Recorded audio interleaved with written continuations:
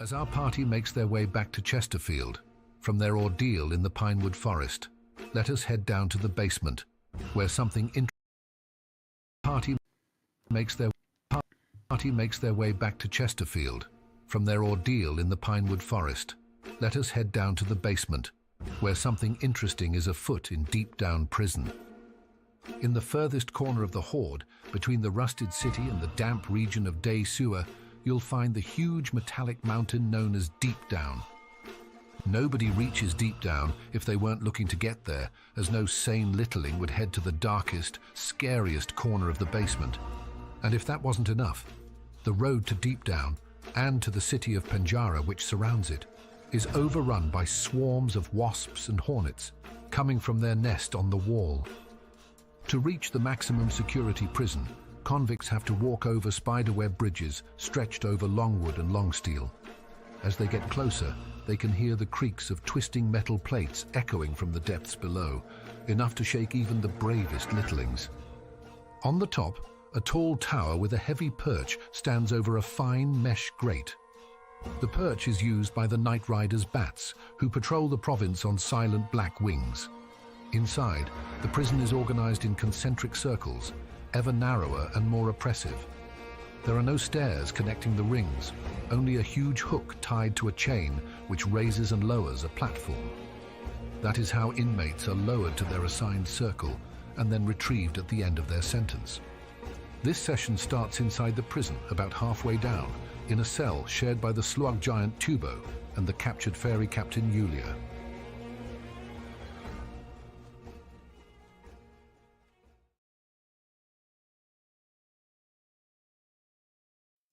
Alrighty, we're live. If anybody in the chat can just let us know if they can hear us, we should be good to go. I've unmuted everything.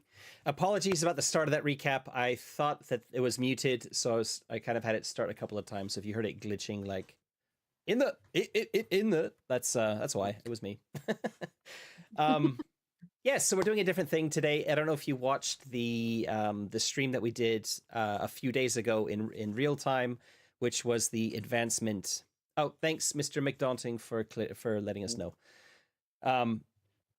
We had the advancement for the main campaign characters following Chapter 2. And because we're starting a new chapter, and the new chapters are usually a number of months later in the history of the saga of the house, I thought it might be nice to do something a little different, and we're going to do a little troop play here. For those of you who haven't heard that term in role-playing, troop play is a type of way to play role-playing games where you generally have the players in a group, the same players at various times take over different player characters to see a campaign from different angles. And this isn't a troop play campaign, or I wasn't planning for it to be like that, but I realized at the start of Chapter 2, there was this interesting event where there was this disaster, this like terrorist attack on the stairway.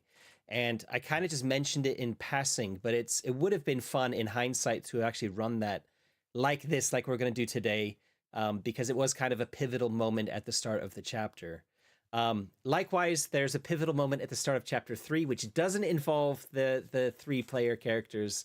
So we're going to be having this little troop session now where we're going to be looking at an event that a lot of people are going to be talking about in Chapter 3 or from Chapter 3 before next session going back to our regular campaign with the regular characters.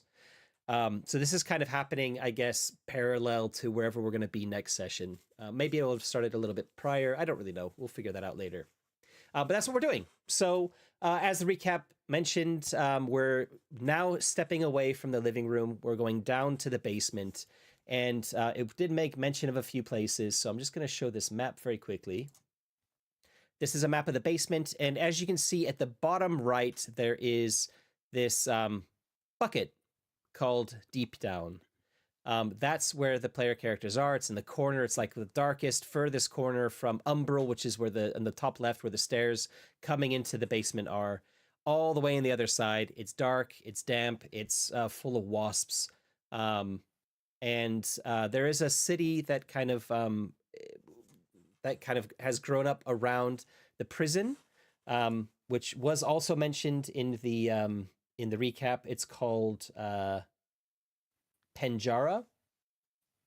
And Penjara is known. I guess most of you will probably will know about this. There's these famous like hornets. They're called in the book. They're called hornet bumblebees, but they're basically these like war hornets that are bred in Penjara for basically the army of the Slua in the Horde to use in battle. So they have this like kind of cool armor that they put on them and stuff, and they are like synchronized hornets, which is kind of a scary idea. But they are basically trained in Penjara, like right around the prison. So maybe at times some of you can hear, have heard, since you've been in prison, the sound of buzzing. There is also a lot of wasps that have that live in the walls in this corner where it's nice and quiet. So there's just it's not a very pleasant place, and there'd be no reason for anybody to want to come visit Penjara specifically. There's no tourists around here, certainly not in the prison, of course. And as you kind of heard, I don't know if any of you have seen, what's that film called where there's this like prison where there's like a lift with food that goes down slowly. It's like a horror film. It's anyway. I was reminded of that. I've seen clips of it. I haven't seen the film. Nope. I've watched. There's like a sequel was made recently. Anyway, I've seen that. It's kind of. I was getting flashbacks of that sort of scenario. Obviously, not quite as extreme as that, but the further down you go in the layers of this prison, the worse it gets. The more like a slum it is, and the less that the guards care about what's going on. So it kind of becomes its own little ecosystem of prison run life the lower down you go. With the three of you are, in fact, I've got Yulia, I've got a character underneath my portrait as well, so I'll be running the fourth of the four kind of PCs for this scenario. They're paired up at the start of this scenario. So we have Icarus and Gemma over on the right. They are in one cell. They're relatively they're a bit higher up in the prison, and a few more layers down, closer to the middle, we have Tubo and Yulia. Yulia's the fancy looking duelist fairy with the red hair underneath my portrait. Okay, so I guess before we jump in, any questions from any of you about the setup or anything else? I have given them some information about their backstories and stuff in chat prior to this starting, so they have a little bit of an idea of what their characters are like.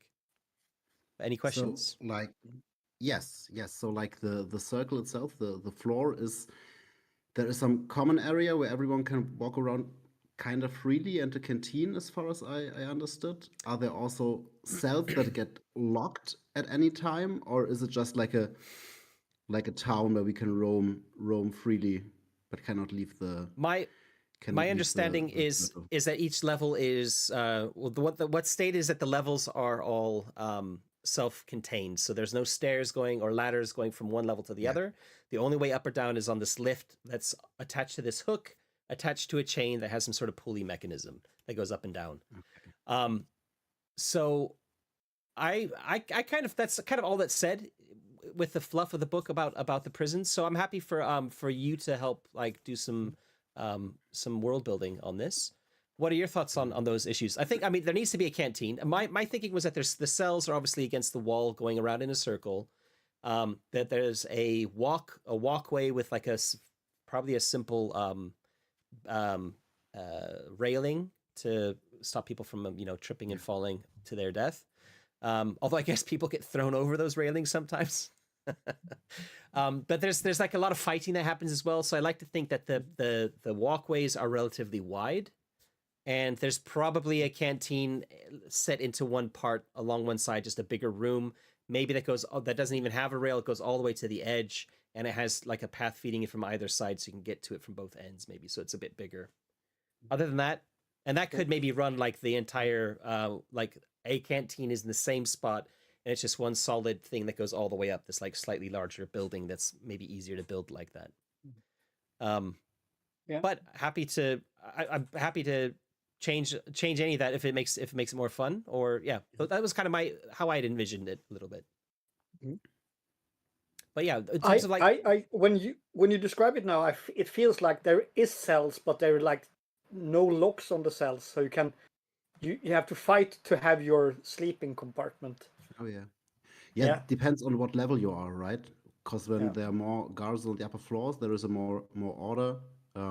You're locked away after your free time, I suppose, and the further down you get, the more it's like shanty towns and with their own little warlords, or the meanest and biggest inmate being the de facto leader of the bunch, and guards just are down there when the platform lowers. There have to be some sorts of security measures, just they don't jump on the platform when it goes by, but I suppose, yeah. well, I mean the militia guards are all armed, so and there'll be Yeah. quite a few of them. So if anyone tried to jump a platform, in theory that could be possible, but I guess maybe let's say that there's they have like some sort of like railing system on the platform, so it's it only there's like a gate that opens when they get to where they want to, just to stop people from jumping on and attacking. And that way, if somebody did jump and grab onto the railing, they'd probably get speared or stabbed or something. Oh yeah. Yeah. So the platform And is I'm like a guessing giant there's cage kind of and wood. guards also with stopping people from ferries from flying out. Oh yeah, yeah. There's a mesh at the top. Yep. Oh yeah. Grandson. So the entire and if I show the map again, you can actually see it. I mean, it looks like it's definitely big enough for a ferry to fly through. But in the text of the book, it does actually say that it's a fine mesh at the top. So that's specifically to stop, I assume, hornets from getting in and ferries from getting out. Good. Although there is the question of what's to stop a ferry from changing levels fairly easily, right? Yeah. But I guess maybe that because there are these kind of like you mentioned the word warlord, but think of it like a gang leader on every level. Yeah. So if a ferry was to fly to another level, remember we're in the basement. This is the Slua country, right? And the ferries and the Slua are traditionally not very friendly. So any ferries in this prison are probably treated worse by the guards than anyone else, and there's a lot of prejudices against them, generally speaking. So I think ferries, if they did try and fly, they'd probably get dealt with by the new level they landed on pretty harshly. Like, oh, you think you can just change a level when it suits you, do you? Let's change that. Like, maybe, I don't know, put a hole through the wings if they're feeling particularly dastardly. So I like that concept of it, and maybe there are some fairies who have had their wings clipped, in a kind of bloody way because they did try their hand at improving their lot. Like, oh, I'm gonna go up in a few levels because this one sucks. And yeah, they're on that level that they flew up to, but they're now like treated like a slave maybe, and they can't fly anymore, which is like the worst thing that can happen to a fairy, of course. Yeah. And I like the idea of the locks. I think that sounds good to me. I think just for the purposes of this scenario, let's say that so Tubo and Yulia are a little bit lower down. So we can say that maybe they're on one of the last levels that actually still gets the cells locked. It's not uncommon for the guards to occasionally forget to do that as well. Although I would think that probably Tubo doesn't people don't sneak into Tubo's cell very often to try and shank him. I mean, he's huge. So, in fact, even looking at the artwork below, he's even bigger than that would lead you to believe. So he's kind of, I don't know, if you imagine he's kind of like his head reaches almost to where Jakob's mouth is. Like that's how high he would be in comparison if they're standing next to each other. So he's kind of head and shoulders taller than most other littlings. Okay. Any other questions? Any other world building we want to touch on? So there are no hornets inside the prison, or at least No. not regularly. Okay. No, not even ever. Not that I would imagine. What is at the bottom of the bucket of the prison? Can we see it? Is it water or I mean, What it's sound do Whittlings make when they fall down? yeah, they hit the bottom of the bucket, right? So it's like a bucket. That's what this is made out of. Like a metal bucket. I like to think. It's probably rusted in places, but yeah, they definitely would hit the bottom of the bucket, which is probably a bit damp in places. You can see the bottom of it. There are actually littlings who live down there. There is, it is called the bottom. That's the name of the the lowest level. And at that lowest level, the guards never they never patrol. The guards do go down on occasion, but you're not from where you are. You're not sure because I mean, usually when the lift is going up or down, it's like most fairies will be curious, or the fairies, most littlings will be curious, come to the railing and have a look at what's happening. Oh, is there fresh blood or fresh meat or however you want to think about it? Or is somebody about to leave? Has somebody gotten lucky or what? And occasionally you do have seen the guards go all the way down to the bottom. Sometimes with littlings in tow, sometimes not. So they would, like, that is a punishment would be to move you down a number of levels, usually at the whim of the guards. So yeah. The platform, And thank you. I just saw in the chat. Thank you. Yep. Yeah, go on.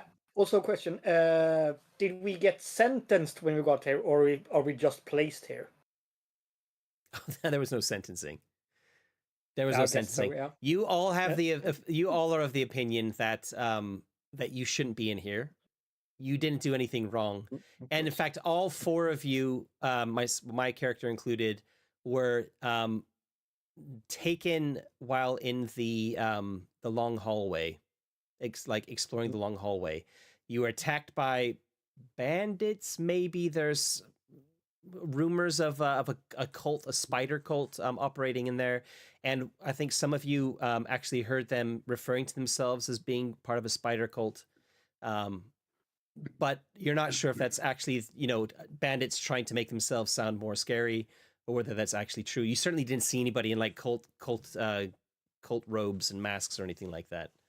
But yeah, you were attacked. There were two separate events, two separate caravans traveling through the long hallway, and both of them were attacked by bandits at different times. And all four of these characters were either captured or taken down, like knocked unconscious, and then transported to Deep Down. Absolutely no trial. There's no parole board. Yeah. That was the feeling I got as well. Yeah.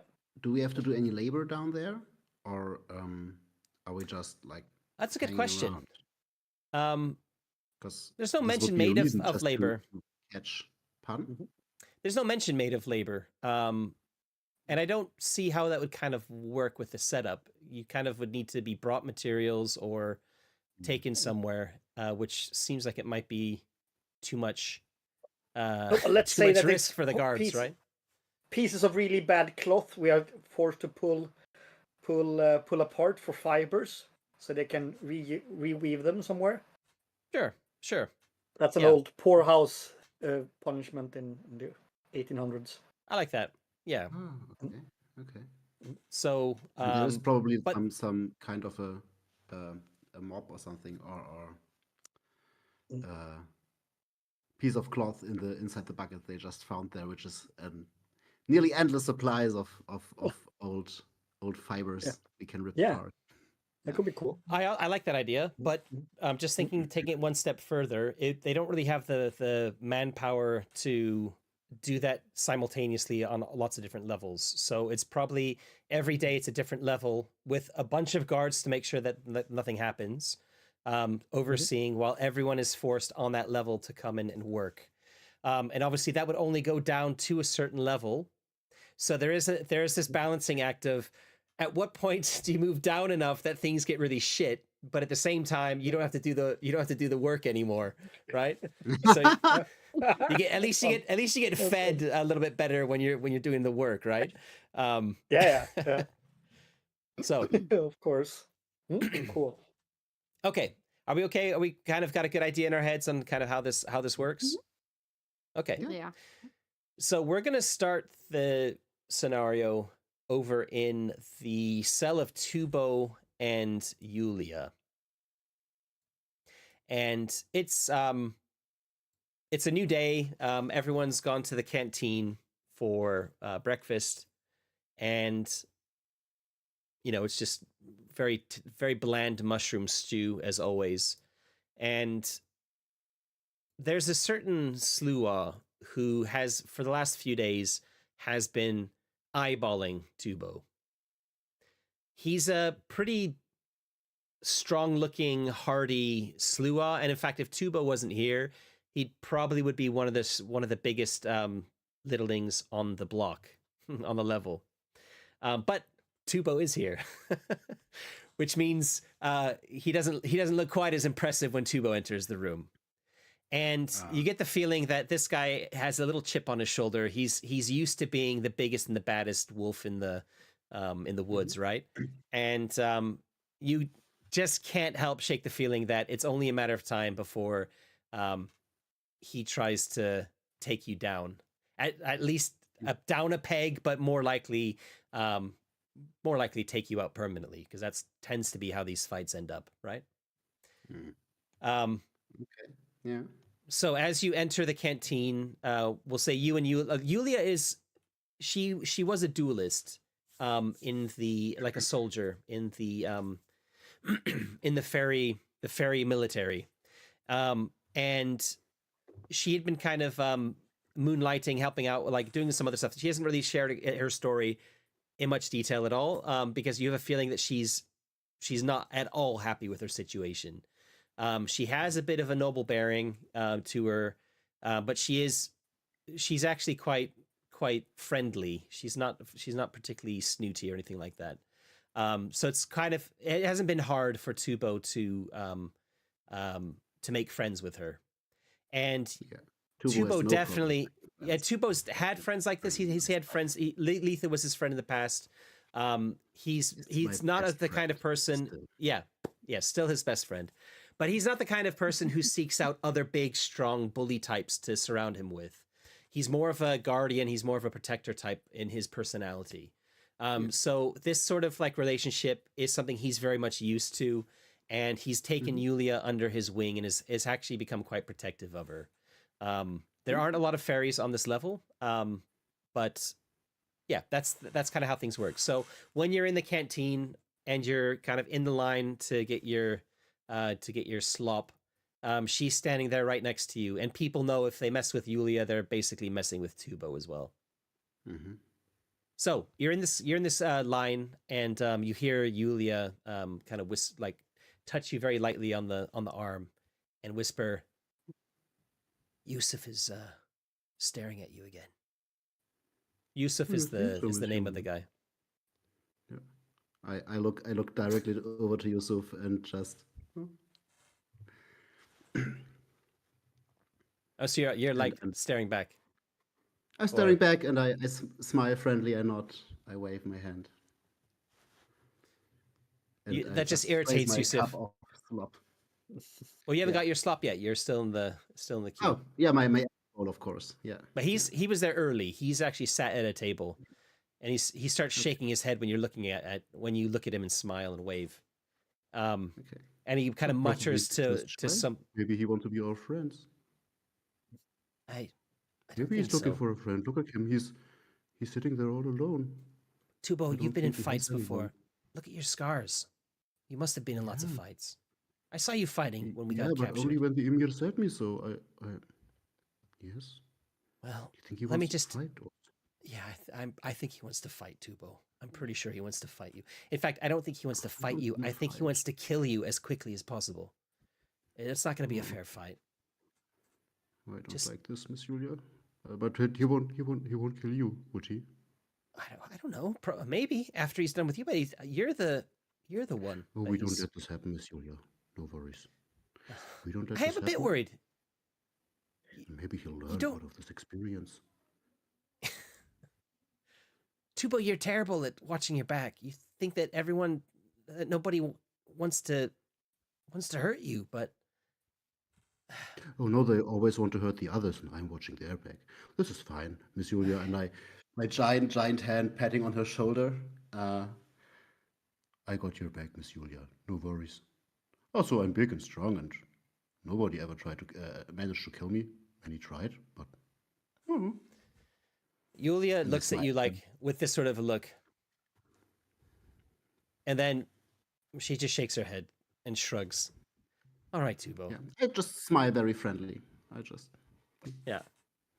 Meanwhile, at the table, Yusuf is talking to the other ones around him, and he's got um, friends. you can't really hear what he's saying. But as he's talking, he starts thumping the table with his fist, and then you still can't hear what they're saying, but their voices are the noise is getting louder. What they're saying is like you can hear the murmur of voices as their volume picks up, and people are now more and more people inside the canteen are taking notice of him. There are a couple of guards. We'll say there's like maybe 4 guards, kind of watching while everyone's in the canteen, and they're near the doorways on either sides, 2 on either side, and they're just kind of watching. And when they see Yusuf, making noise, they kind of look over, half interested, but also not super interested in what he's doing, until he pushes himself up to stand, and he shouts, "I've had enough! You big fat turd! Everyone's scared of you, but you're not scary." No, why are you scared of me? "I'm not scared of you. Like, If anyone should be scared of anyone, they should be scared of me." And he jumps onto the table and he kicks his like his bowl and sends it like clattering across the canteen. The guards put their hands on their scabbarded swords, but they don't draw them.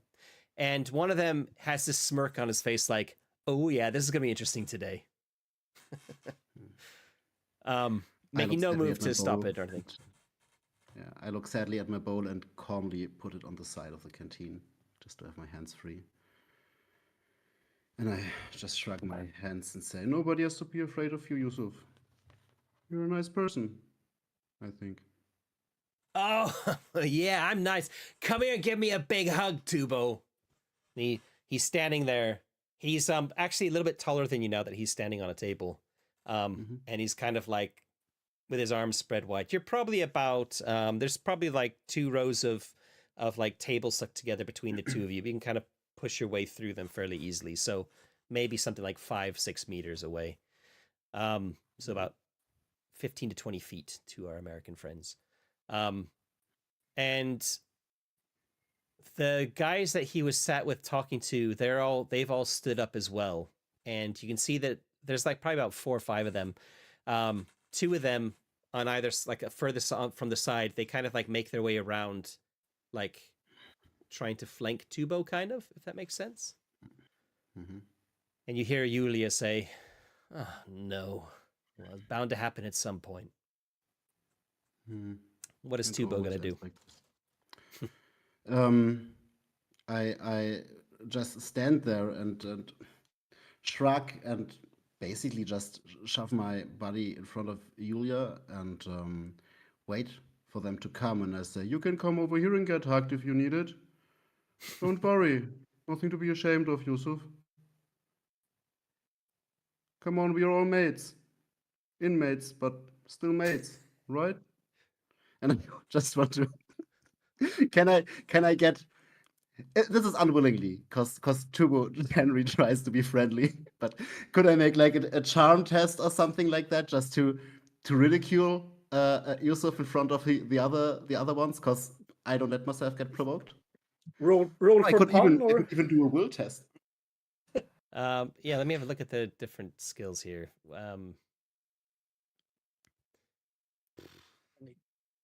I have a feeling it's eloquence, actually.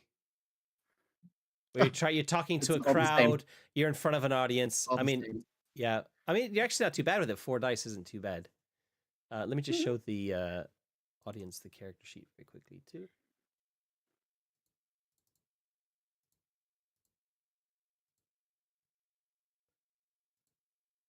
Yeah, so eloquence is 2 with society and 2 with eloquence, so not too bad. Yeah. I just looking for the. So I have to roll for grace. Yes. No, eloquence. Oh, eloquence. Yeah, sure. Why grace? I mean, it's the same number of dice.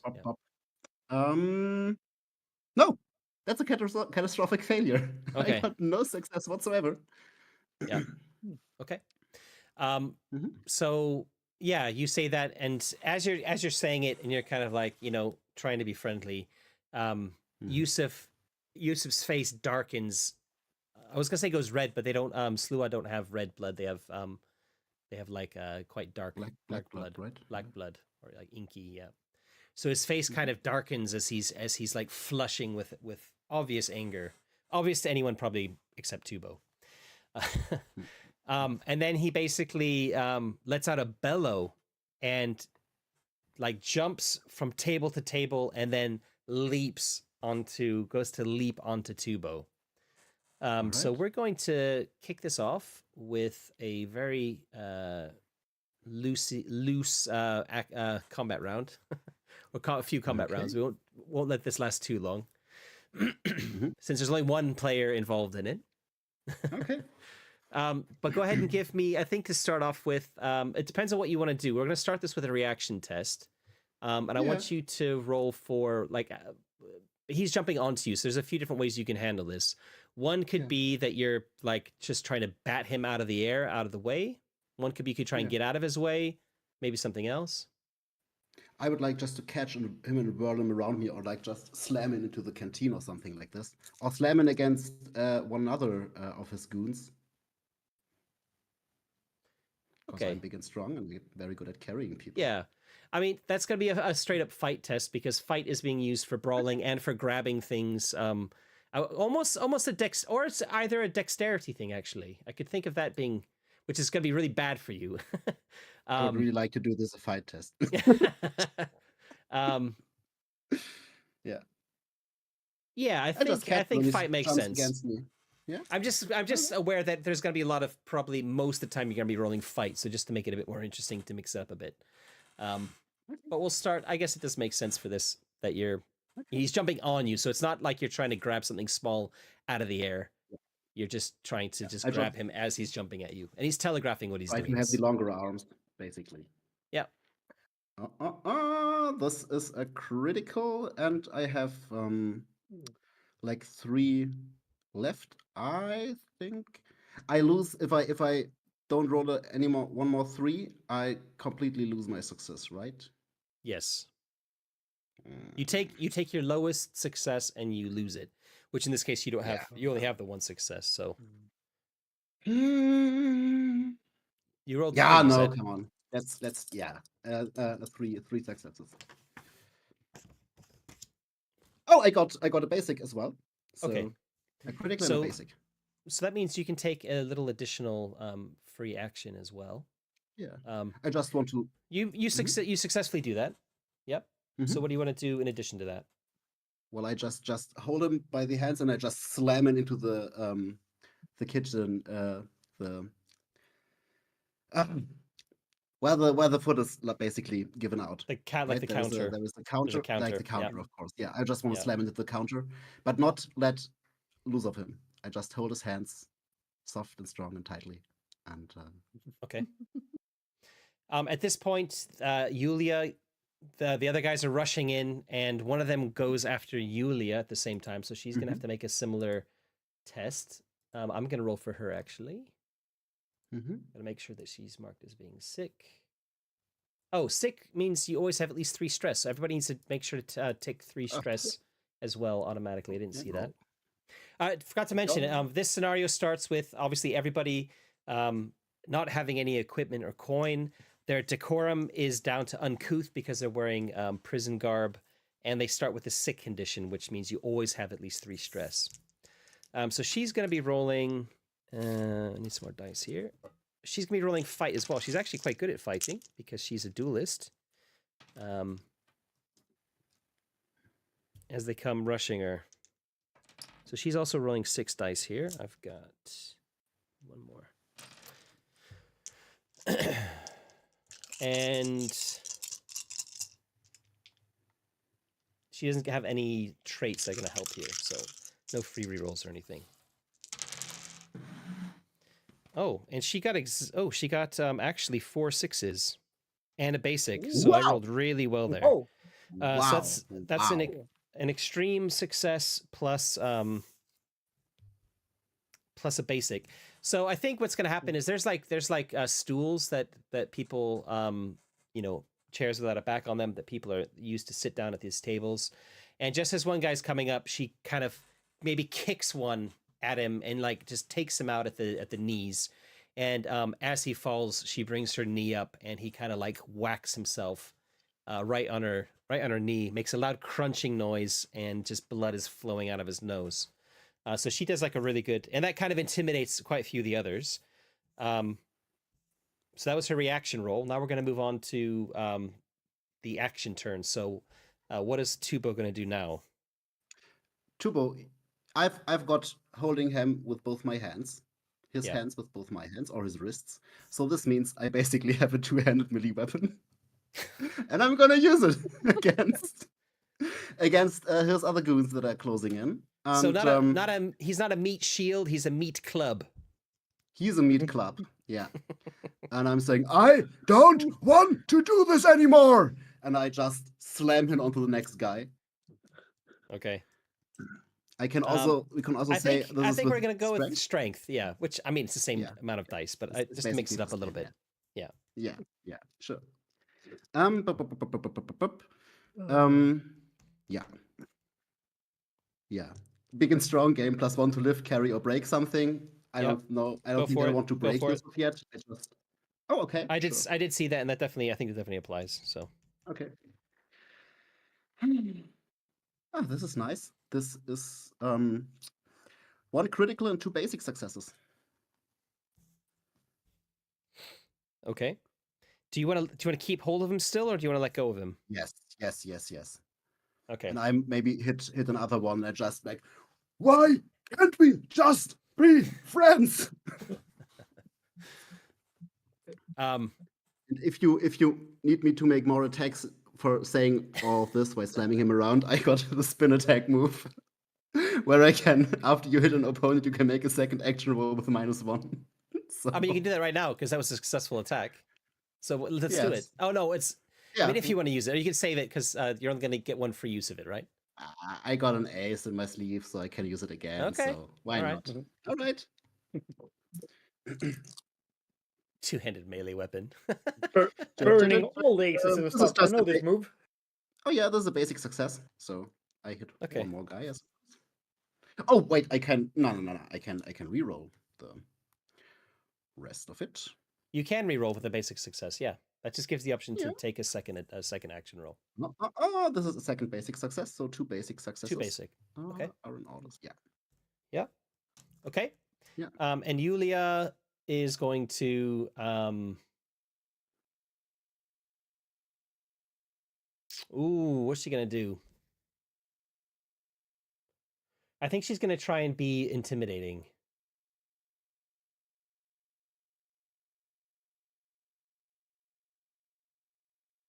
Which is gonna be I think authority. Intimidate others, yeah. So she's gonna puff herself up to look as regal and intimidating as she can. And after she's just maybe she's gonna pick up while she's doing this, she's kind of looking at the others, kind of scanning. She picks grabs the guy that she just like kneed in the face, grabs him by the back of his head, like by his hair, lifts his head up, and while she's looking up without looking at him, saying, "Any of you want some of this? Any of you? Come on then," that sort of thing, right? Mm-hmm. 2 basics, so I will push. Yeah, so I got a critical plus a basic, which is also pretty good. Okay, so she does that, and the remaining kind of whatever you want to call them, inmates that were friends with Yusuf, they kind of back off. Tubo, you can hear that Yusuf is groaning in your hands. Sorry, you're not hugging him. And then you just hear this voice from slightly behind you saying, "All right, big guy, put him down, put him down. You too, little fairy. I don't want to do this anymore. Then put him down, I big just- guy." And I just lift him up and put him against the counter and turn around and look. There's two Anything. guards with their swords drawn, pointing at you, and the other two are also there, pointing their swords at Yulia. Yulia puts her hands up.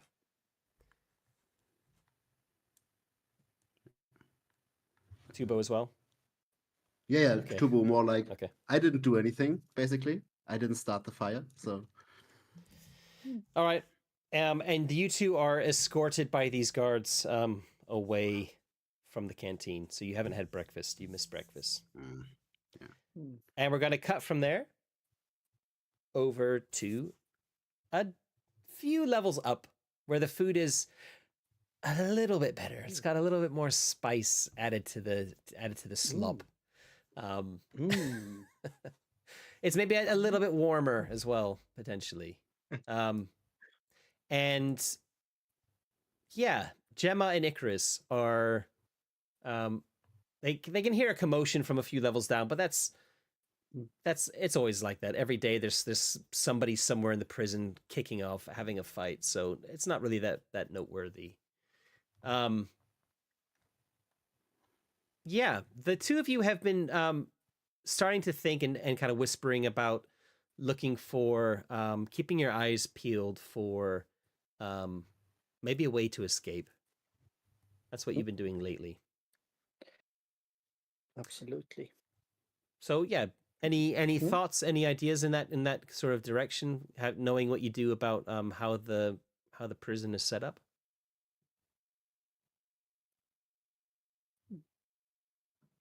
So probably the only way out is up, right? Could be. Or Um, if there is a weak bottom. it is. Let me maybe. think about this. Something.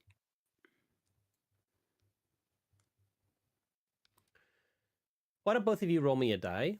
We're gonna go for like a luck roll here. Oh no. Oh no.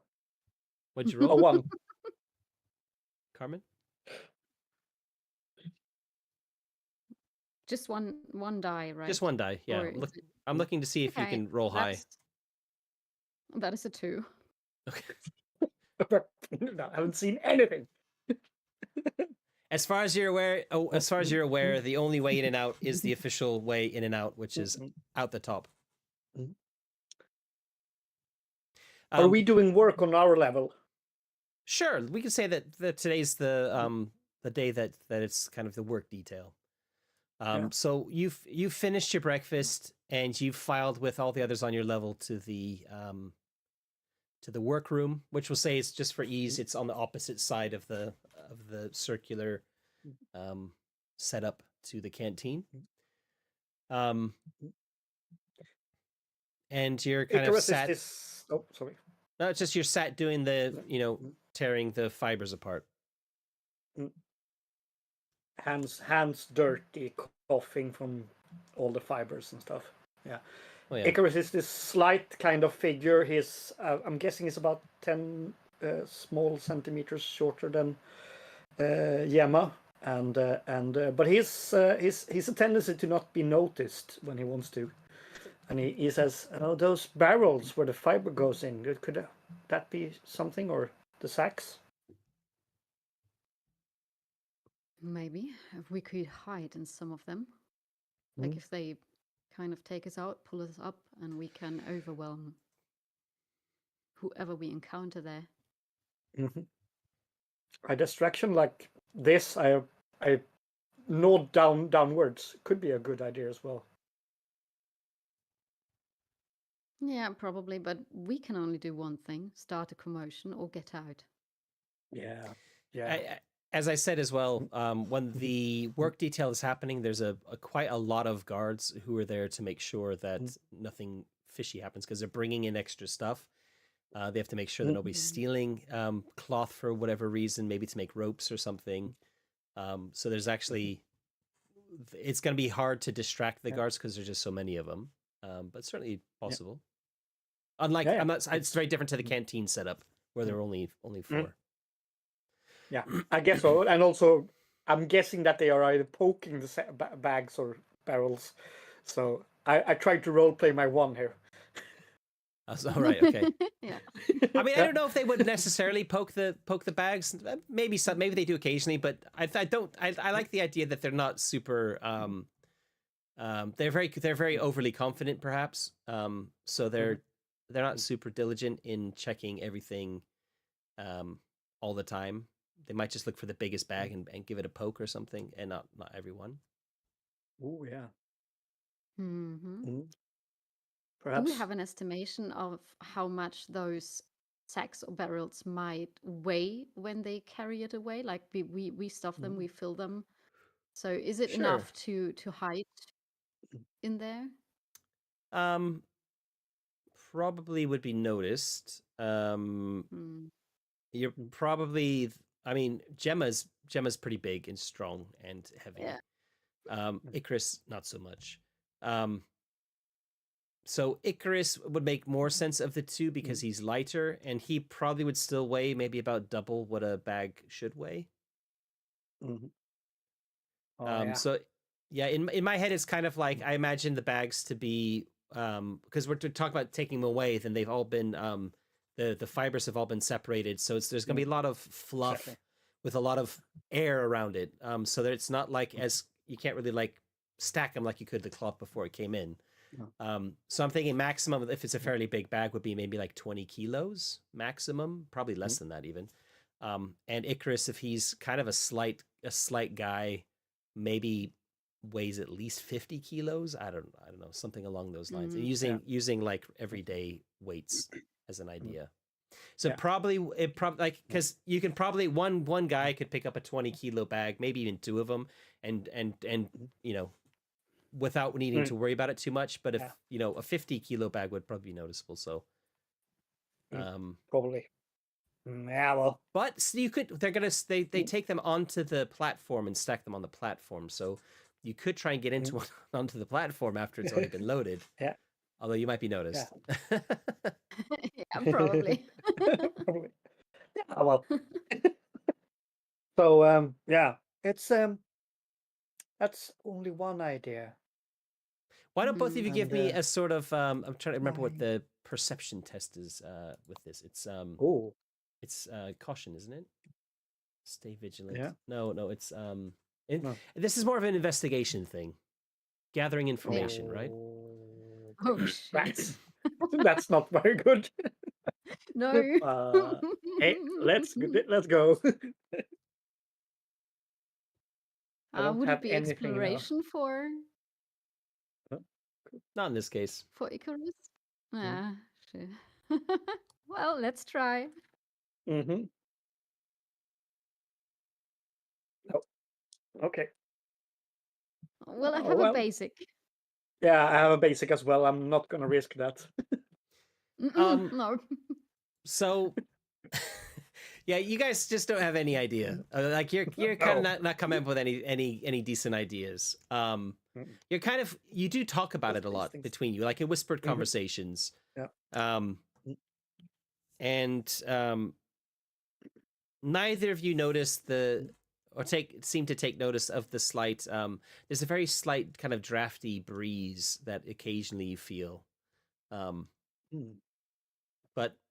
doesn't really strike you as odd in any way. Fresh air a bit. Nice. Okay, let's back to work. Getting so sweaty. Is your garment also icky as mine? Oh yes, and no holes for the wings. Yeah. That's a good point. Things crawling. That's a really good point. No holes so the fairies actually have to have their wings tucked inside. Oh, I like that. Yeah. Very uncomfortable. That's a good idea. Yeah, and something crawling, but that's not very Yeah, well, had that before. So your shift ends. The fibers are all kind of finished. You kind of keep maybe a slightly more watchful eye on exactly how they're carrying them away and stuff like that. And they are definitely being carried by the guards, one at a time. But one thing you do notice is that at one point some of the guards start having a conversation amongst themselves, and when they do that, one of them kind of like points over at actually points at Gemma, because Gemma's one of the bigger inmates here, and says, "You carry the last few bags onto the platform." And they go back to having their conversation. Because there's so many guards here, when they ask you to do that, you can tell that they put their hands on the hilts of their weapons to make sure that you don't try anything. But they're gonna let you carry the last. Can I kind of get Icarus into one, because I'm pretty sure I can carry him without making You're being. a fuss. They're watching. I mean, you have to make it. You're probably gonna have to make some sort of a distraction if you want to try that, because they're watching you to make sure you're not trying anything. Yeah. Damn it. And it's too improvised. It's hard to get me distracting and getting stuffed into a sack at the same time. So. But yeah. Do they also check our clothing for fibers and stuff, as you said, or is it just while we work? Just while you work. Stuff? Just while you work. Yeah. Yeah, I would gently, I would try and push one sack onto you. Like there are 5 sacks, so I will grab like 4 of them, and I can't take the 5th in one run. So I kind of would hand one to Icarus and be like, "Come on, let's do this in one set." So he maybe gets to come with me. Absolutely. Sure. I'll grab it and help. I'm just kind of trying to be like an authority figure in this situation, like commanding him around and just trying to be as casual as can be. I'll grab the sack and hunker down below it and pretend it's really heavy. I won't make you roll a strength roll. Don't worry. I just made what I like to call like a luck test, which is just again like you did, looking for a 4 or higher, and. Should I do an authority check? No, you don't need to. I don't think. I've just made a luck roll to see if they're like how they're responding to it, and I rolled a 4, which is good for you. So they're just kind of, because it's a 3 would have been, they wouldn't let you do it. They're kind of like, maybe one of them steps forward, like, hold on a second, but then he's like, oh, I just don't care. Like if you try anything, we're just gonna kill you. Like you've got no chance. So he's just like he kind of looks like almost like, wait a second, and then he's just like, I don't want to carry the bag. Yeah. And I was just looking at him like, duh. Yeah. So they let you do it. And then just move on with this. As you're walking past one of the groups of guards, Gemma hears, why don't we do this more often? Saves us lugging those things around all the time. Yeah, the warden doesn't like it. Oh, him. Who cares? What he doesn't see, he doesn't know. And then you're past, and you're on the platform. Ooh. I try to be alert and see if something happens on the platform, how it works, if there's any way to hide on the platform or below. Yeah, no. I mean, as soon as you walk onto the platform, they're hyper alert. In fact, 2 guards follow you onto the platform, and there are guards on the platform as well, like that operate the kind of operate it. And the 2 that are on there, well, one of them says to you, "All right, just put him down and bugger off." Oh yeah. All right. Put it down. And, Icarus just looks around and goes back. Try to see if he can see anything interesting, but I can't. You can give me another. This wouldn't be investigation. This would be more like a insight roll. Oh, the same number of dice. Okay. But I have a basic. I'll try to I'll You're gonna push risk the it. roll. Yes, and I did correctly. I have a 3 of a kind. Okay. Now I have to think of what that means. Oh, okay. It could be something I realized later on. You notice that the mechanism to operate you've never been on the platform before, and you realize the mechanism to operate it is fairly simple. Like just like kind of glancing at it, you're kind of like, oh, I know exactly how to operate that if I needed to. There's nothing complicated about it. Cool. Very simple Yeah. mechanism. So if you did want to try and make your way Commandeer onto it. the platform, commandeer it, you could probably make it go where you wanted to without too much problem. Yeah. Cool. I'll just keep my head down and walk with Gemma back on the terra firma. Okay. Yeah, I'm speculating if they let us do this once and it worked for them, they will just kind of do it more often and get sloppy because they feel safe. So that is the thought that I have. And Yeah, but it's so kind I'm of trying not to make a fuss about it. you won't have this work duty again for I don't know how many levels there are, but probably like 2 weeks or so. Because they only do a different level every day, and there's they probably go down about a dozen levels or so. So yeah, it'd be a while before you get the opportunity again to try something. Have I seen other fairies here on other levels? Yeah, the occasional fairy. Yeah, definitely. Check. It's a multicultural metropolitan prison. Yeah, let's get back to not doing any work then.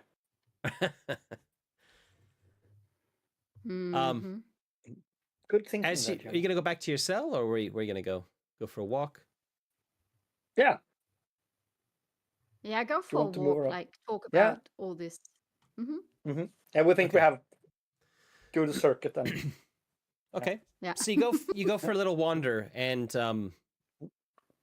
you're kind of just like talking about what you saw. I guess Icarus mentions what he saw on the thing.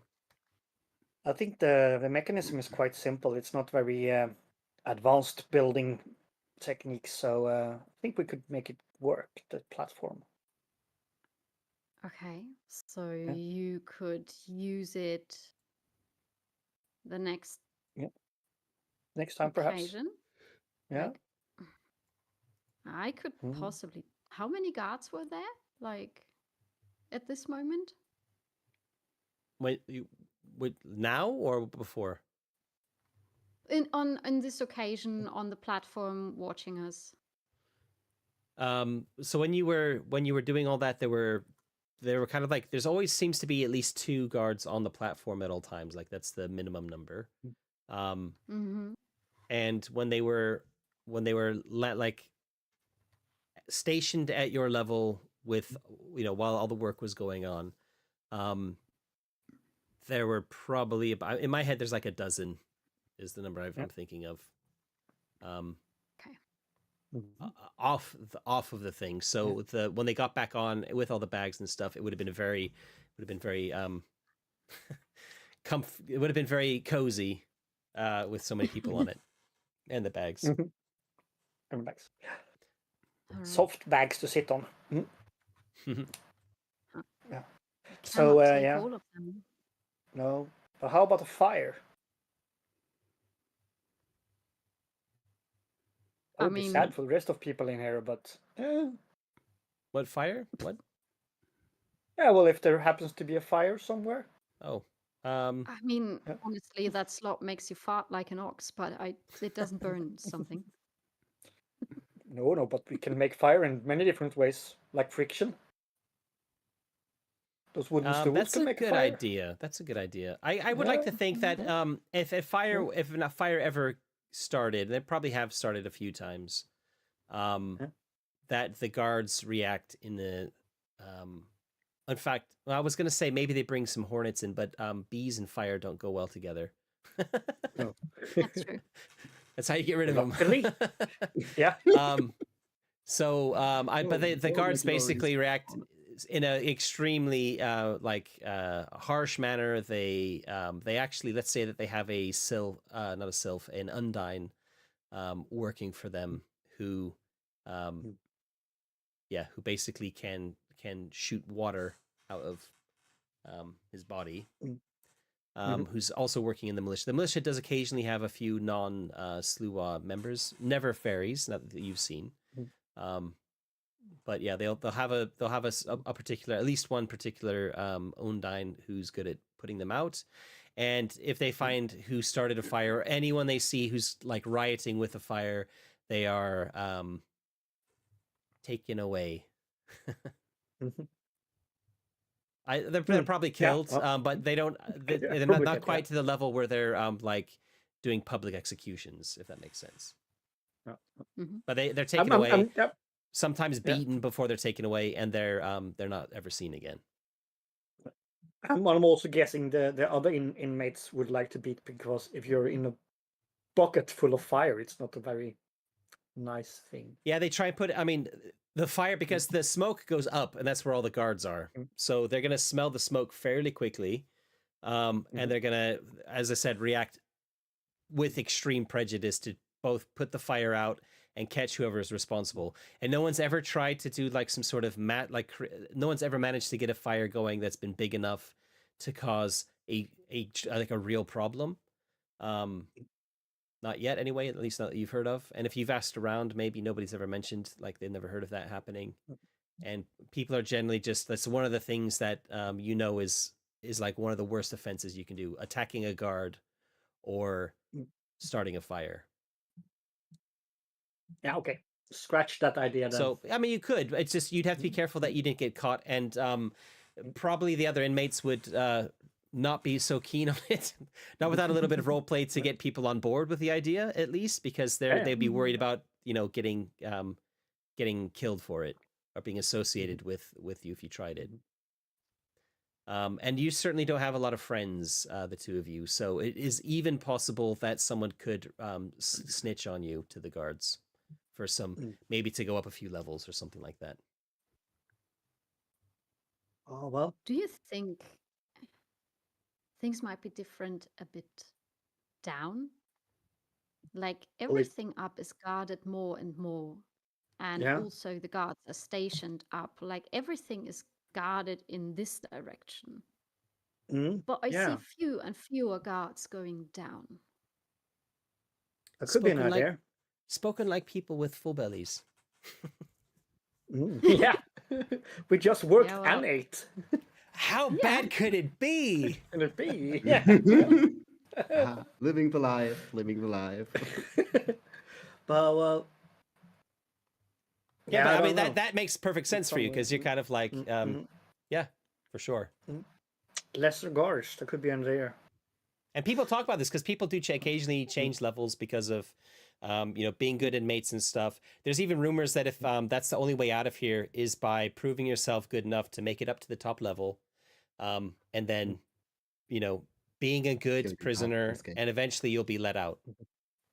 That's the going theory about how people get out of here.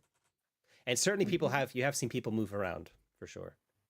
Always by the guards doing it, like bringing new people on new levels and things. How is the walls? They are metal, right? It's I mentioned a keyword earlier. I did mention a keyword earlier. Starts with an R. The wind. Starts with an R, and it rhymes with rust. Bust. Yeah. I've been thinking about that as my modern work is working with oxidation of stuff. So yeah. Do we see any brown patches? Not on the level you're on. I should just say no. Sorry. No. Yeah. It's like I'm trying to push you down, lower down. Yeah. Like the bottom is visible for everyone continuously. There are like salamanders on most levels, and you see lights occasionally from people like doing light. Salamanders are quite well respected in the prison because they, especially the lower down you go, they're one of the few sources of light. There are actually some sort of like fixed like lantern enclosures which have a special kind of glowing fungus in them at the upper levels, so the guards can kind of see what they're doing. But it stops. You suspect at the levels where the guards don't have their work duty, where they have to go round people up. But you can definitely see lights from like salamanders all the way at the bottom.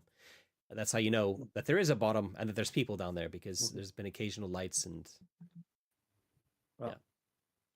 Yeah, how do we get demoted in this army? yeah. Yeah, well, so just behave badly, probably. Yeah. yeah, you've got to basically do something bad enough that the guards are like, okay, you need to be punished for this, but not so bad that they're gonna want to kill you for it, like starting a fire. Yeah. And often like the Icarus, fights. Icarus scrunches his head. I'm not very good at not following the rules. Killing another inmate would definitely demote you. That's one way. That you could definitely go down. So if you wanted to kill someone, that would work. Just think, because people have been attacking you and trying to maybe even kill you yourselves. But I would say you probably haven't killed anyone yet. No. Yeah. That's why you haven't been. That's why you haven't been demoted, because the guards are kind of like, okay, you're just defending yourselves. You haven't killed anyone yet, but maybe they've even commented to you. Maybe when they've been like dragging them away, like, oh, good. It's good for you that you didn't kill these ones. Otherwise, your food would be getting a lot worse. So, Gemma, could we kill one of them? And we should do it both of us. Should we? Yeah. I mean, doesn't honestly, really feel like it. no. But, I'm no.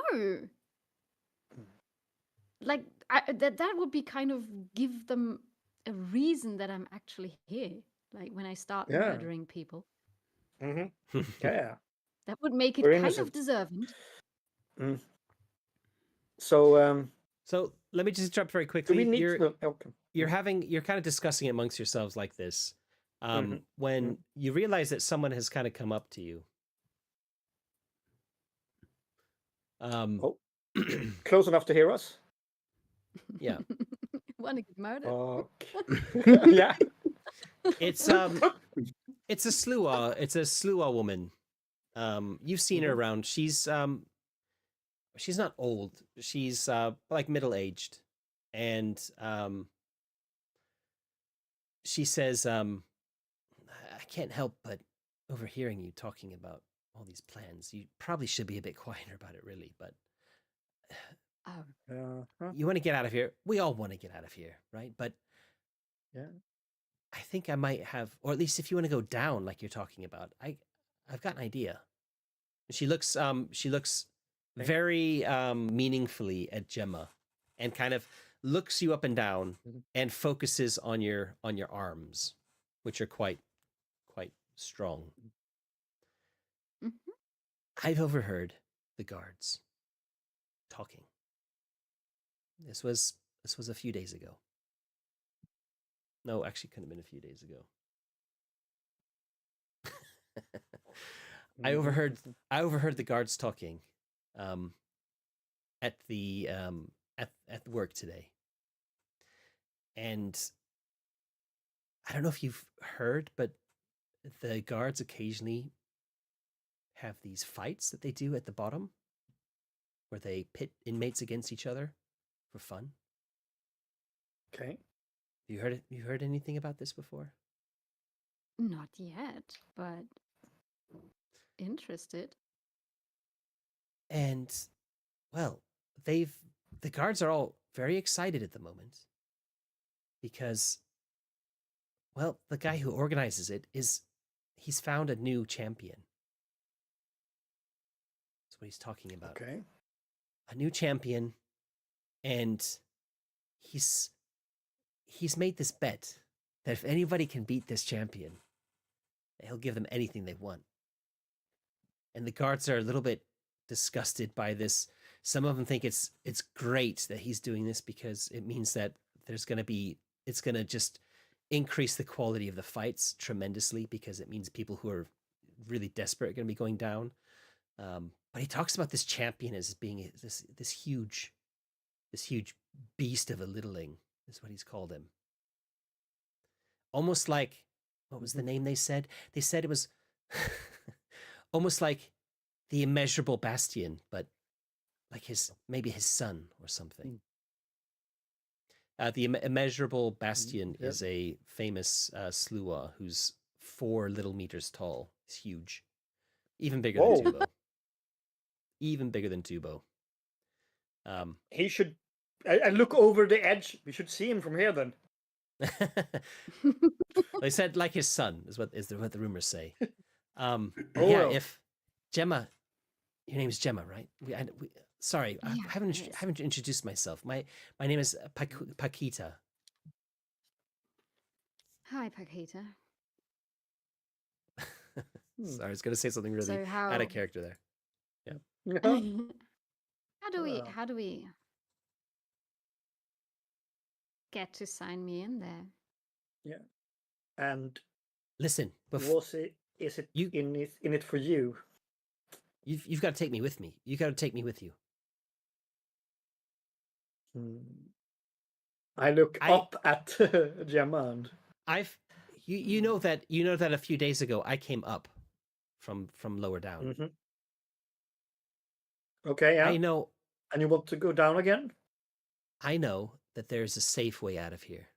I learned it from another guard who's no longer here in the prison. And I will share that knowledge with you if you give me your protection. But to get out, we have to go down.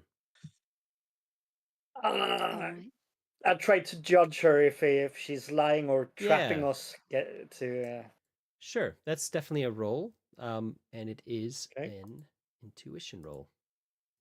Oh shit! This sounds like something social. Sorry, insight. Apologies. Academia insight. Oh, and that's not You've actually got 3 in it, so. Yeah, so 4 dice total, right? Yep. And you're looking for a critical. Is this an ambush? Yeah. What have you rolled? I have an alert. Avoid ambush or danger. I have a basic. So I just said that you'll need a credit. You'll need a critical. So you may as well. Okay. Then I'll re-roll the other 2. Yeah. Okay. I had 2 5s, and now I have 4 5s.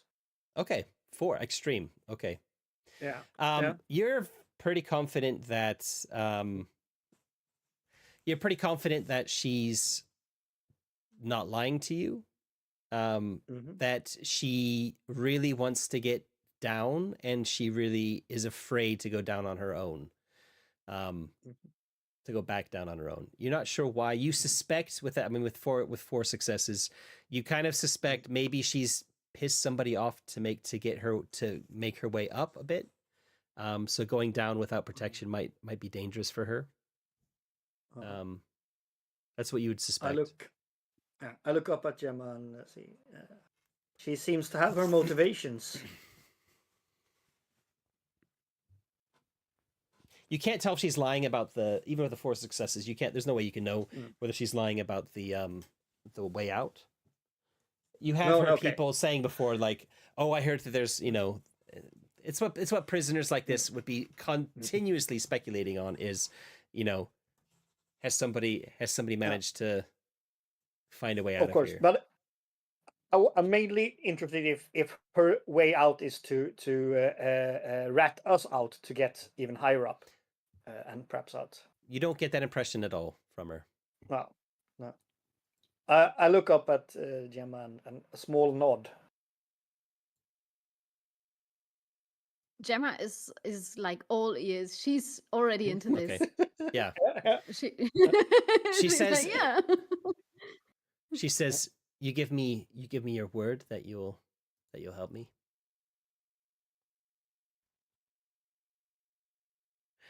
And she points at Icarus. She points at Icarus and says, "Well, no, not Icarus. Sorry." She points at Gemma, who's a boggart, and says, "Give me your word of honor that you will give me your protection, And not only will I help you get down there to fight this champion, but I'll also tell you about the way out. The way out, the safe way out.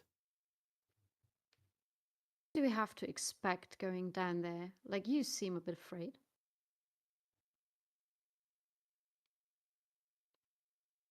Well, things get a little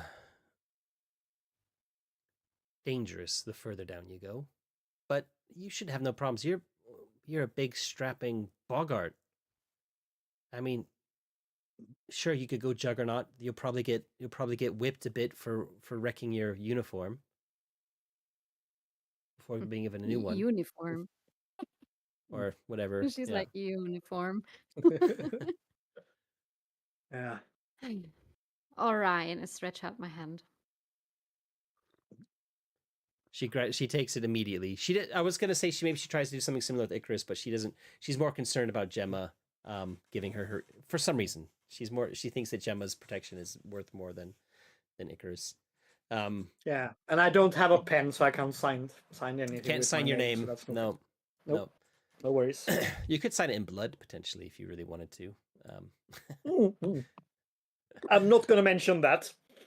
Carmen, I love the perspective when you're drinking because it looks like you're drinking from a bottle of wine. That's how big it looks in the camera. Yeah. Yeah, that's what I do. This is secretly a bottle of wine. Oh. All right. So after you've all done that, she says, "All right," and she says, "Follow me."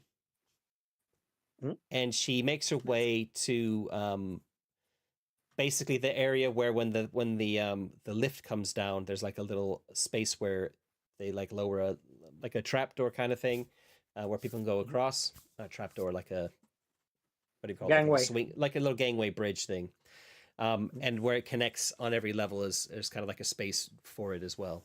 And she walks there and she starts kind of whacking on the gate and saying, "Guard! Guard! We need a guard!" I take a small step away, so I might be an innocent bystander. Yeah. Gemma, just gonna stand there? Yeah. Okay. He's just. It takes a few moments, but then the lift starts moving. It was at the top. And as it comes down, you notice that there's probably 4 guards on it, 2 additional ones to the 2 that you kind of always there operating it. And it stops outside her, and she's got her arms crossed. And they're like, "You making all that ruckus, you better have a good reason for calling us down here." And she's like, she sticks her chin up kind of proudly and says,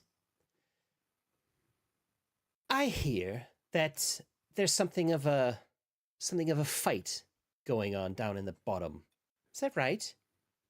The guards kind of look at each other, don't say anything. "Well,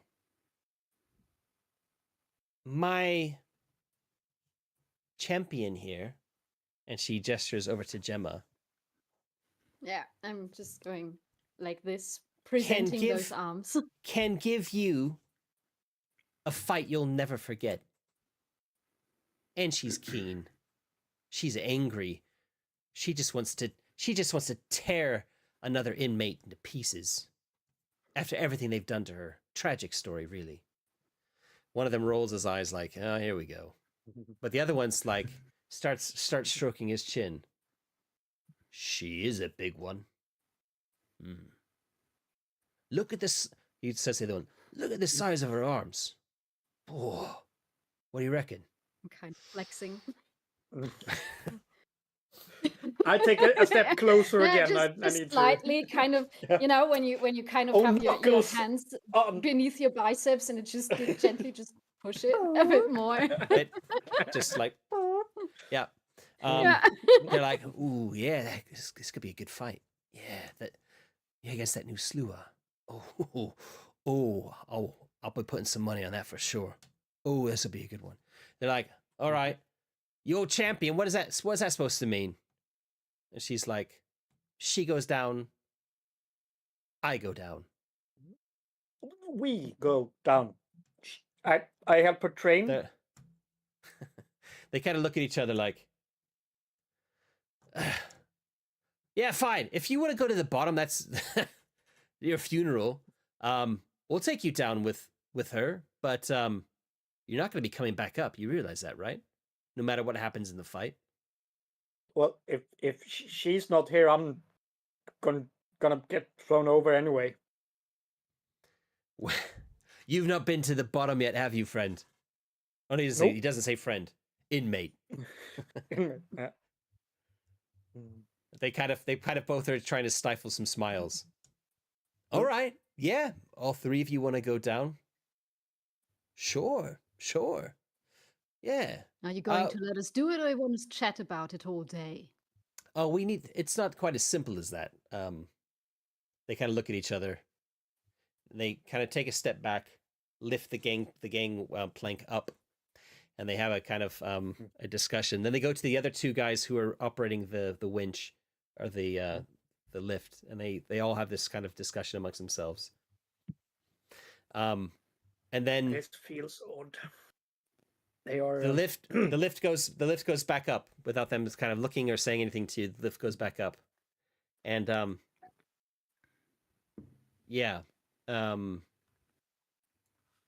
Paquita turns to both of you and says, "Don't worry, they're probably just bigging you up."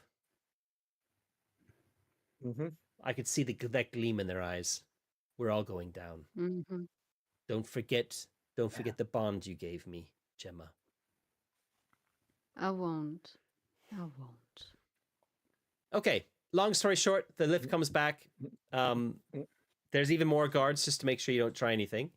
In fact, I said they pulled the gangplank up. They never had put the gangplank down to start with. They were just talking to you across the gap.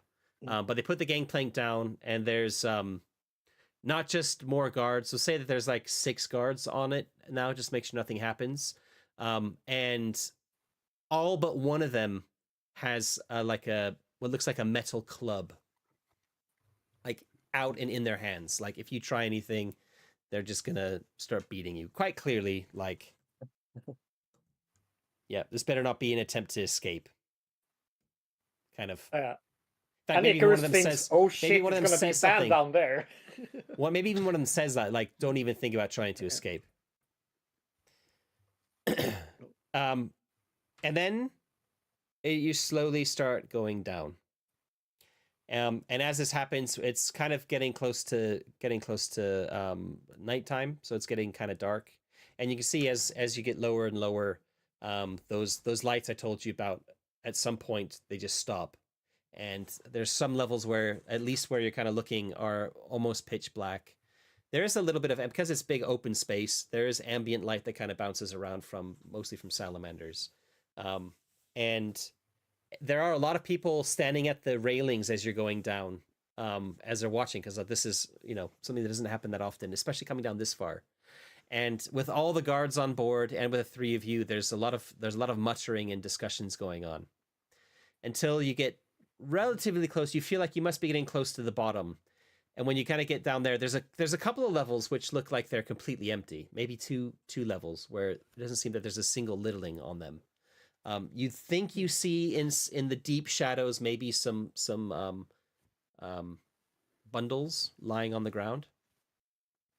And then it picks up a little bit just before you get to the bottom. We'll say like the bottom 3 levels have littlings on them, but they're not all like rushing to the rails like they were on the previous ones. And certainly the bottom 2 don't even, looks like most places don't even have any railings left. Like the railings have been somehow pulled off or fallen off. And when they get off, they kind of all pour out.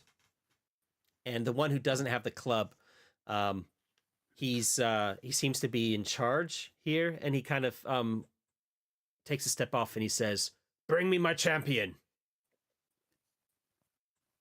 So all the guards pour off, and goes off. Well, so they push you off. They push you off. platform. They push the 3 of you off first, and then they come out behind you. And then the ones on the lift pull the plank, the thing up, and they can like latch it from the inside. So there's a bunch of guards on the ground with their clubs, and the main one.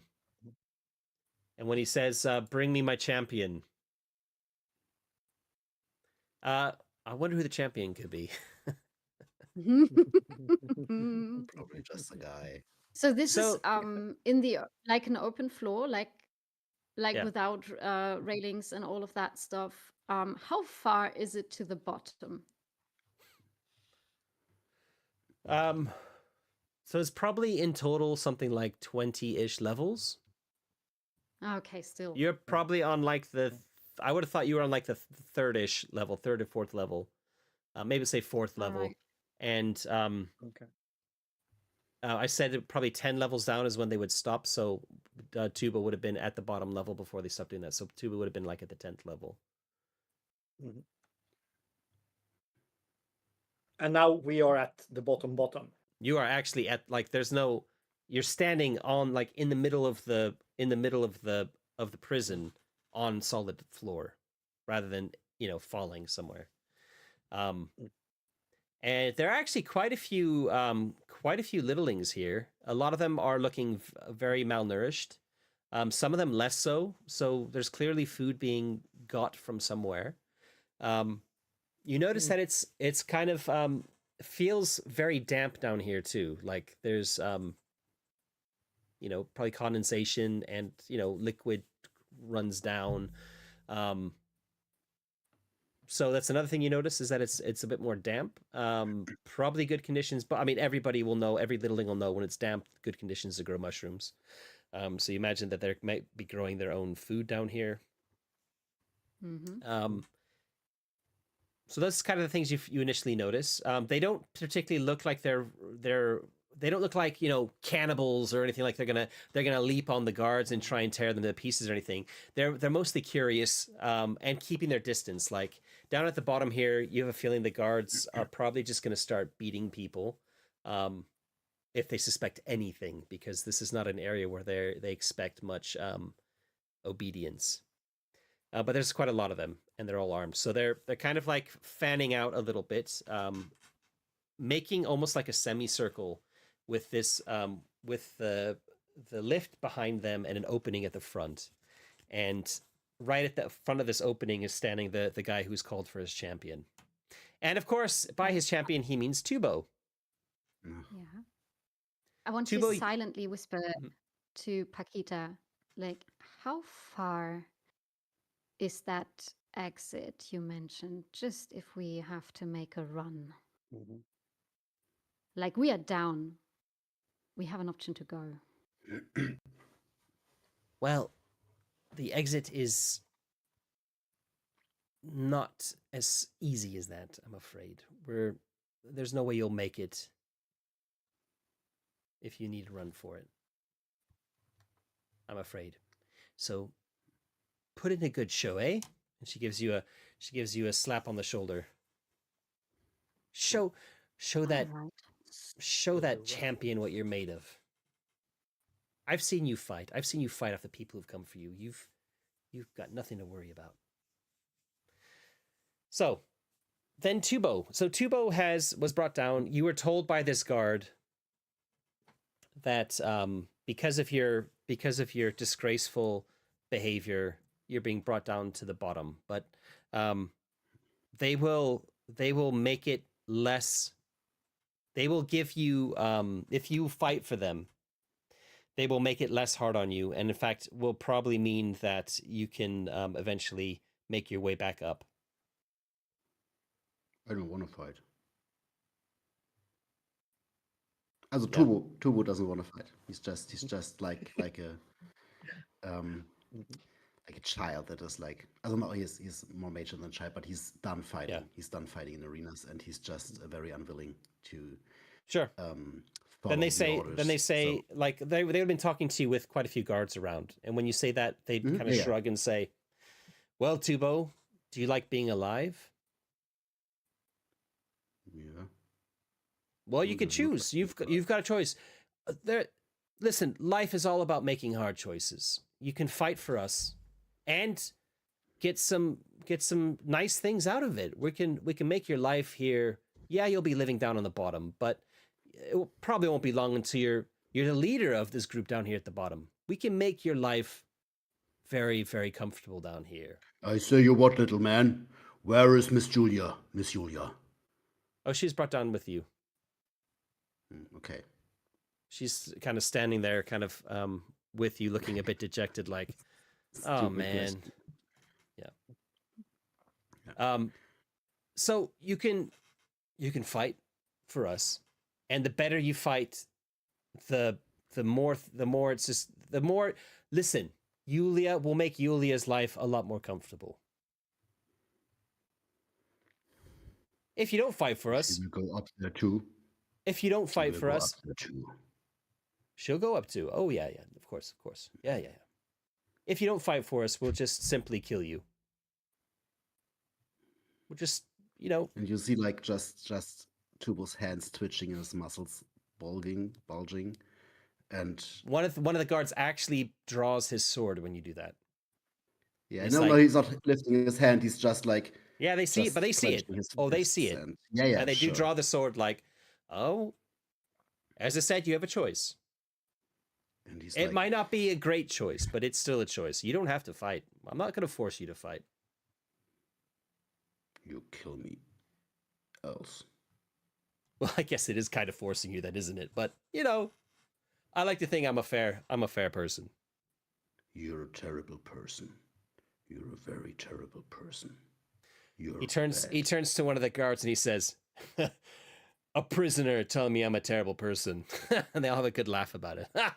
He was just standing there being laughed at and just clenching his fist once more. Fine, I'll do it. That's the spirit. That's the spirit. Is he even patting me on the shoulder? No. Belittling? No. Okay. Not yet. Hmm.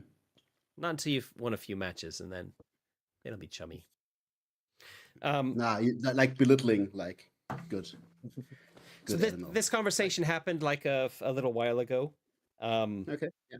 And you've been then left down there at the bottom. We'll come back to what you've been doing in a bit. I want to kind of focus on bringing all of you together. So we'll say that you can kind of we'll see what happens. We'll see what happens. So when you step forward when he says, "Where's my champion?" Right? Yeah. Because you've and basically you been see- told if you don't fight for him, they're going to kill you, and Yulia. In fact, they Yeah. might even say let's go back a step, and they'll actually make it even more personal for you, and say they'll torture and kill Yulia while you're watching, Yeah. helpless, and then they'll kill you. Yeah. So yeah, of course. And Yulia basically would also be saying like, just do what they say. It's just we're in no position to change anything. Yeah. Just All right. So Making you my step choice, forward when hopefully. you're called when Gemma and Icarus and Paquita come down, and yeah, you see like the hulking silhouette of Tubo just walking out of the shadows, muttering to himself, "You got this, Tubo? You think you're still better off than Letha? Letha scrubbing toilets and sleeping with the mice and hanging around with this Humphrey. You got it. You got it, Tubo. poor Tubo. Poor Letha." So Fantastic. both of you see each other as you're kind of like muttering to yourself. You see Gemma and you recognize her, and Gemma, you recognize Tubo. Icarus, you don't recognize Tubo at all. You've never met him before. But the two of you fought together at the Blue Rat on the stairwell. So have seen each other in action, and you've had drinks together and stuff afterwards, and there was a bit of camaraderie before you went your separate ways. So you're kind of basically you're kind of friends with each other, although not like lifelong friends. But as far as Tubo's concerned, you're probably like besties. Gemma is my Right? friend. Yeah, Gemma is my friend. Not besties. Letha is my Not bestie, but okay, Gemma not is also besties. my friend. Are you big Can't be friends? besties, there's only one. Big friends. Gemma's probably one of Tubo's very few big friends. Yeah, strong friends. Yeah. Because most strong people are tend to, it goes to their head a bit and it changes how they are, but not Gemma. No. So what are what happens? Like the guards see you kind of coming together, and the I don't know what to call him, the overseer for this fight, the organizer of this fight. He kind of like, he does actually kind of pat you lightly on the shoulder, Tubo, as you kind of come next to him, and he says, "All right, you don't need a killer, but don't lose." And as you kind of step into the ring, he says loudly, "This first fight with my champion is where I'm going to be announcing to all you littlings. Make sure this passes, that word carries. Anyone who thinks that they can anyone who manages to beat my champion here, I will give them whatever they want. Other than their freedom, of course." And the guards kind of chuckle at that. Where is the overseer standing? Like, this is a round arena, and I suppose there are like They've kind of walls closed. around The guards have kind of formed like a semicircle around you, but they're kind of keeping an eye also on the other littlings that are there around them. So he's kind of, if you imagine like a semicircle like this, trying to make like a circular shape, and then right at the top of it, there's like, put a little point in the middle. That's where the overseer is. Yeah. And there's like, I don't know, like 10 to 15 guards, like kind of making the circle. Okay, so we're on the same level, right? Yeah. Okay. So yeah, Tuba would look to the ground and would not be the first one that recognizes Gemma. So Carmen, I give you the first reaction. Oh, and Yulia also says to you, "Don't forget that they said they'll kill me if you don't fight. So don't even think about trying to do anything else." It's the last thing she says to you before you kind of step out. Right. Yeah, go on over to Gemma.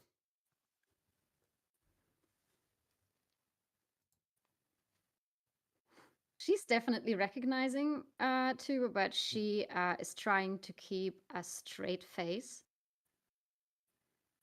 And she's like, "If I win, I want those guys to go down with me too. I take down your champion, I for real take him down."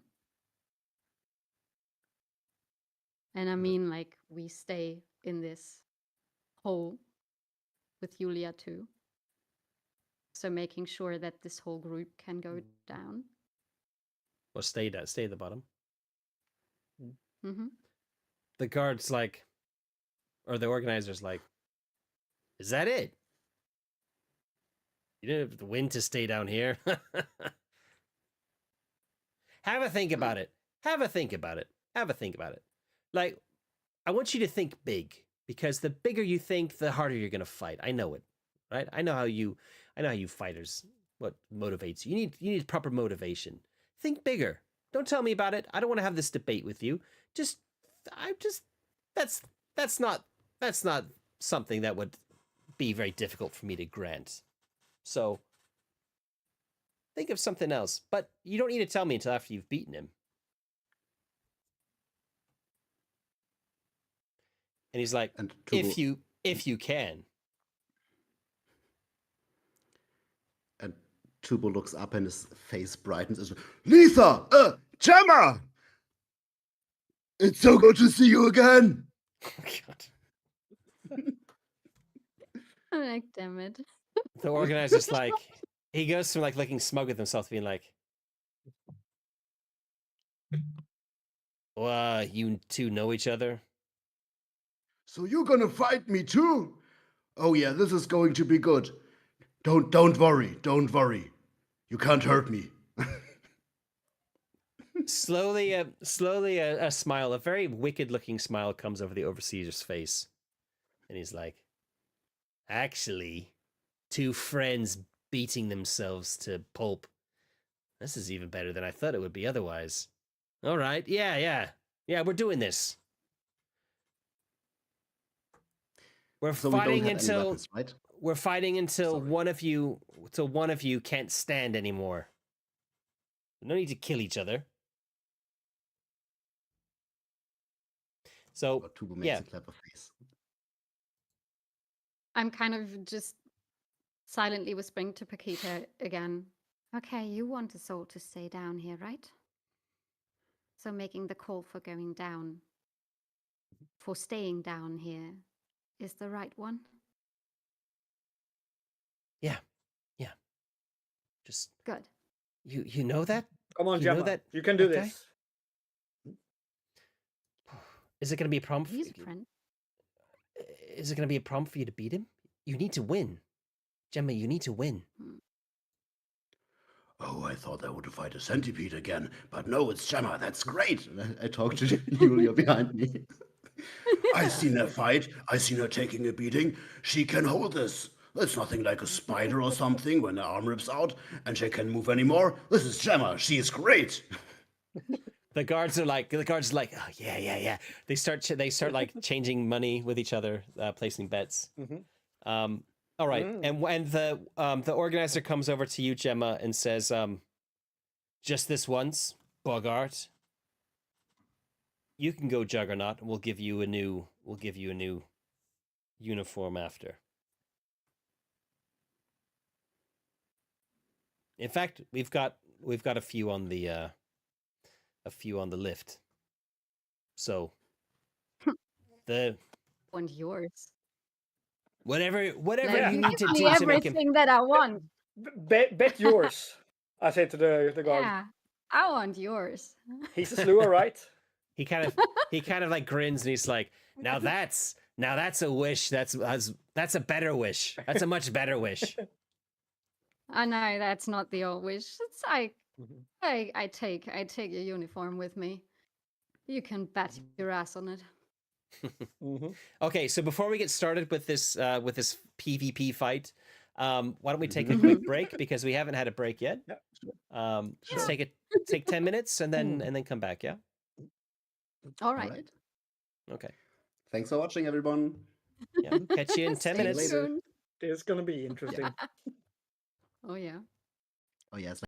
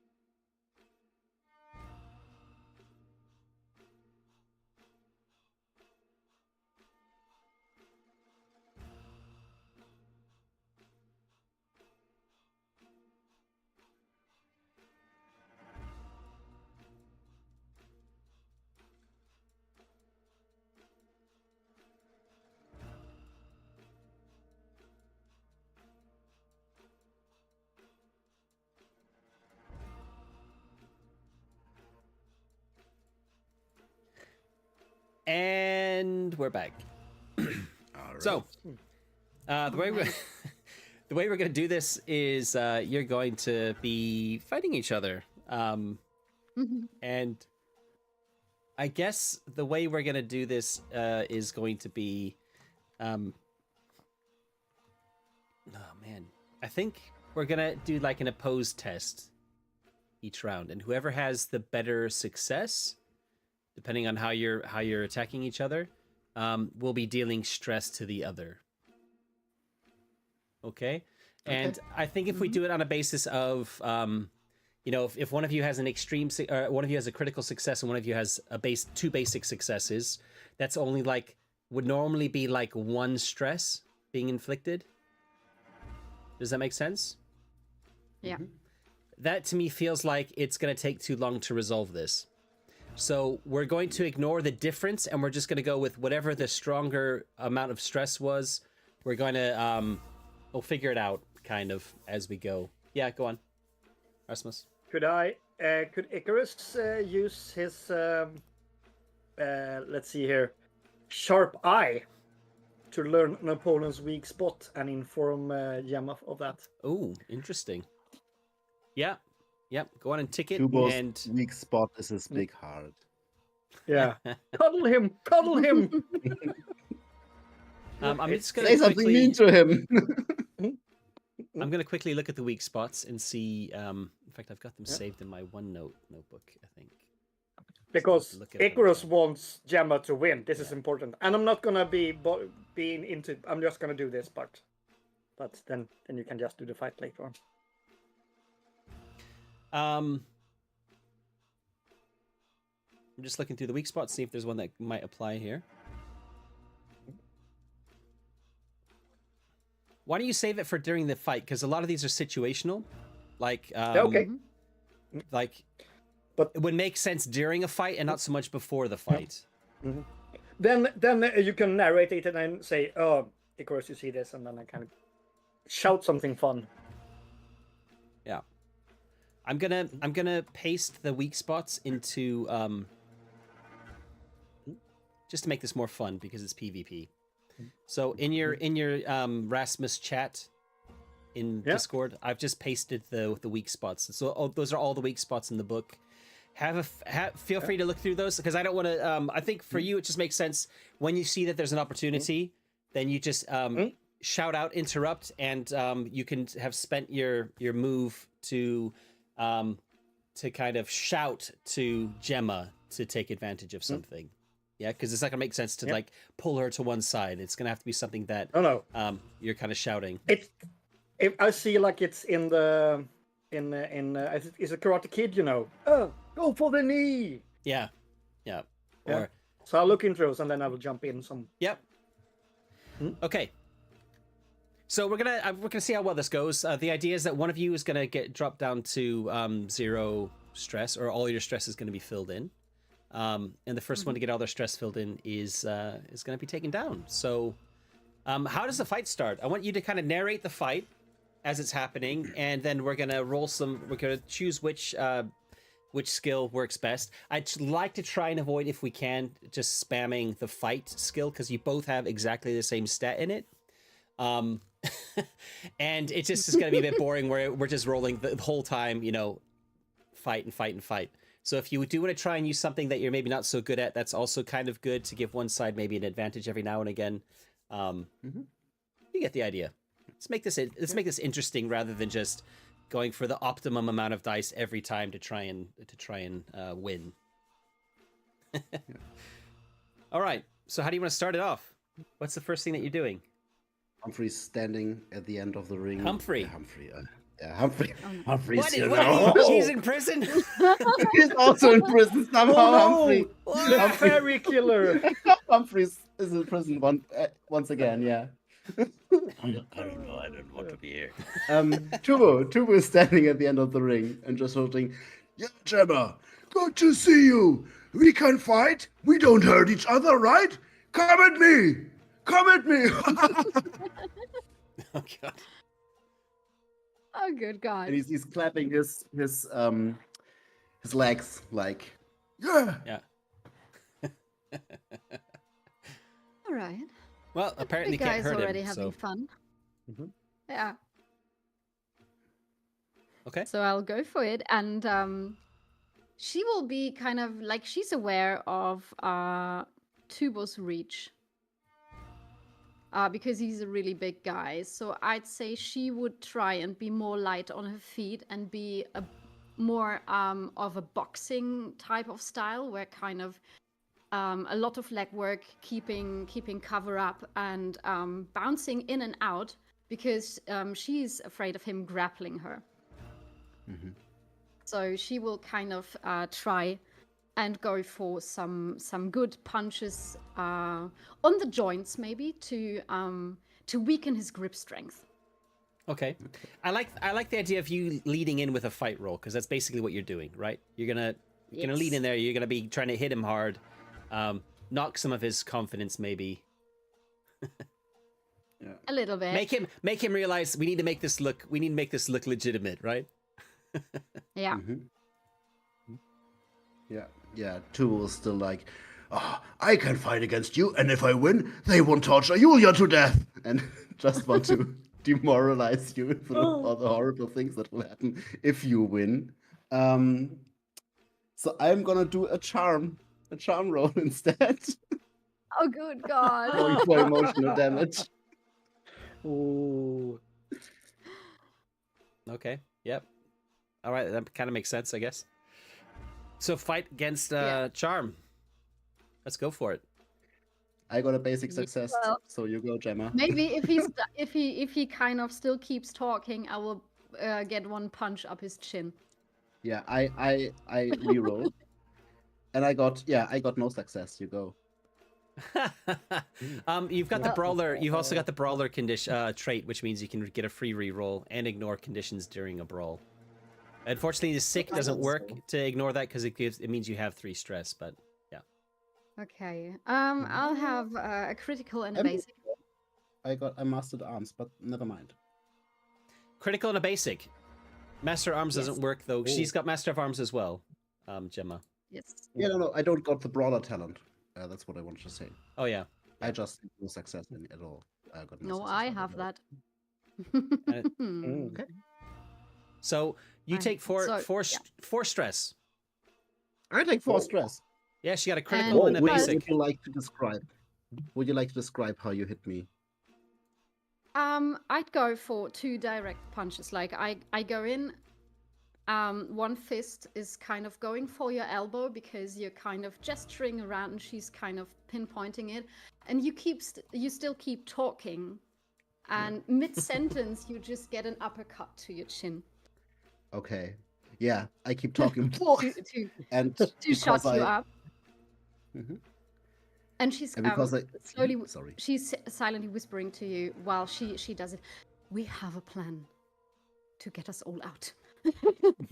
She's kind of punching your chin.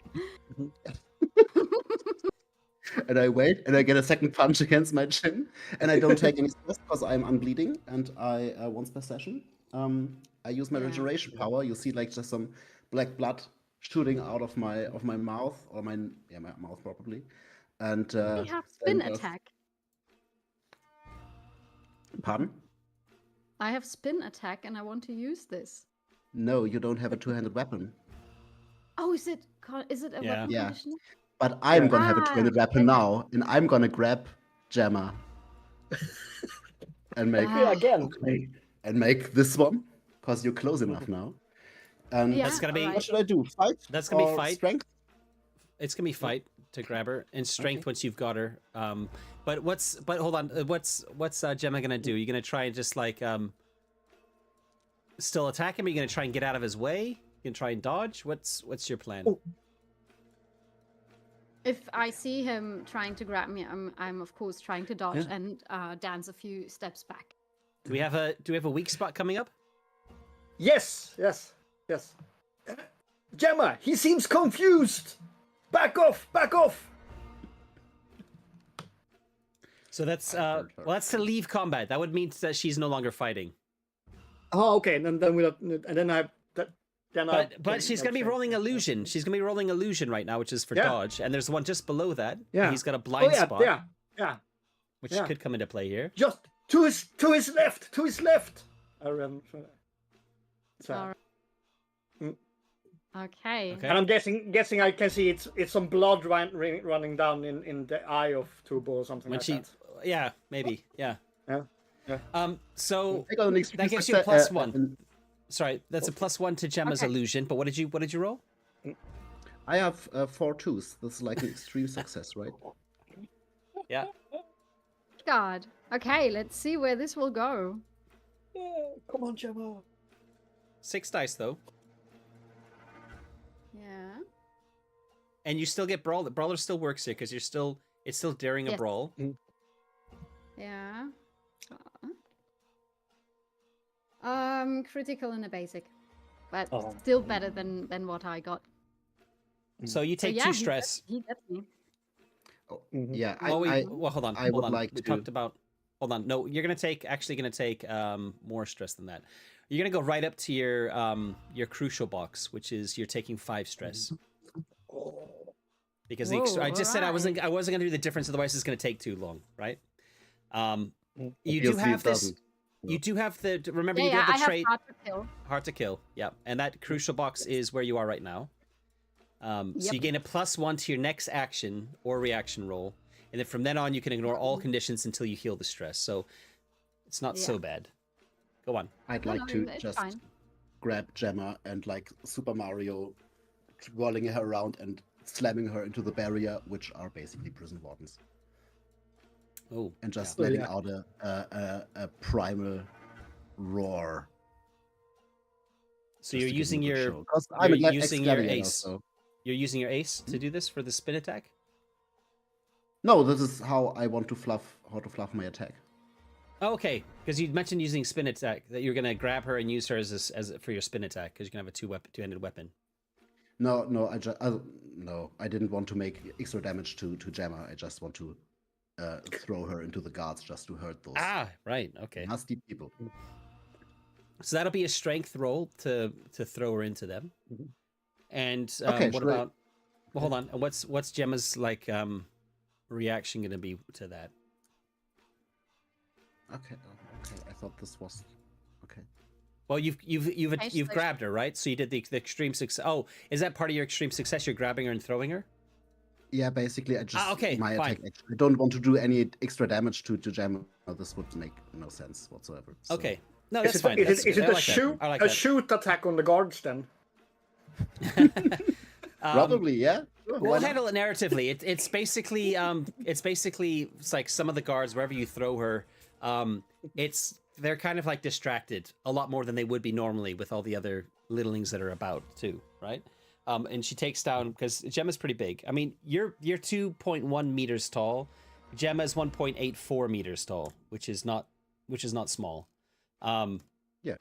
And she's very muscular, so she's weighs quite a bit too. So she actually takes down like 3. Let me make a dice roll here to take down four of the guards. As you throw her, takes down as in like they're knocked over like bowling pins rather than killed or anything. Yeah. It's good enough. Yeah. Okay. So what do you want to do the next this like the next round? Is there's a little bit of confusion that maybe you could take advantage of, potentially if you wanted to. So I would say it's up to Gemma to do the next move. Else I would take a quick breather and just run straight into the wall of tumbled over wardens again and just run against Gemma. But if Karen wants to do something else before that, please do. We have established that there are like 16 guards or something like that. Yeah.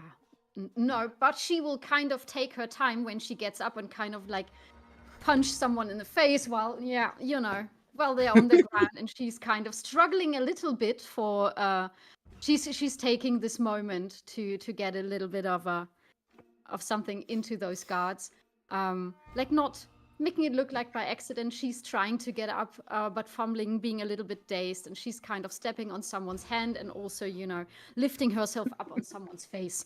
So going like that, Do you breaking a nose accidentally, probably. do you want to go Juggernaut? Considering you've just taken the amount of stress that puts you into your crucial box, Yeah. which means it's yeah, hurting. the moment when she's seeing like that Tubo is getting ready to charge her, she will kind of meet him. Like she will run in her normal form and transform while charging at him. Okay. Yeah. One thing I also running as forgot to fast. mention is when you hit the crucial box, you do take a condition, so you need to take one of them. I think hurt makes sense, just because you're Yeah. fighting. But again, Yes. you get to ignore it because of your hard to kill. Mhm. You won't be able to ignore it after this fight. Yeah. But during the fight, you could get to ignore it, and your Juggernaut also allows you to ignore conditions while you're. You can there. become So you're tired. you can become tired, yeah. Mm-hmm.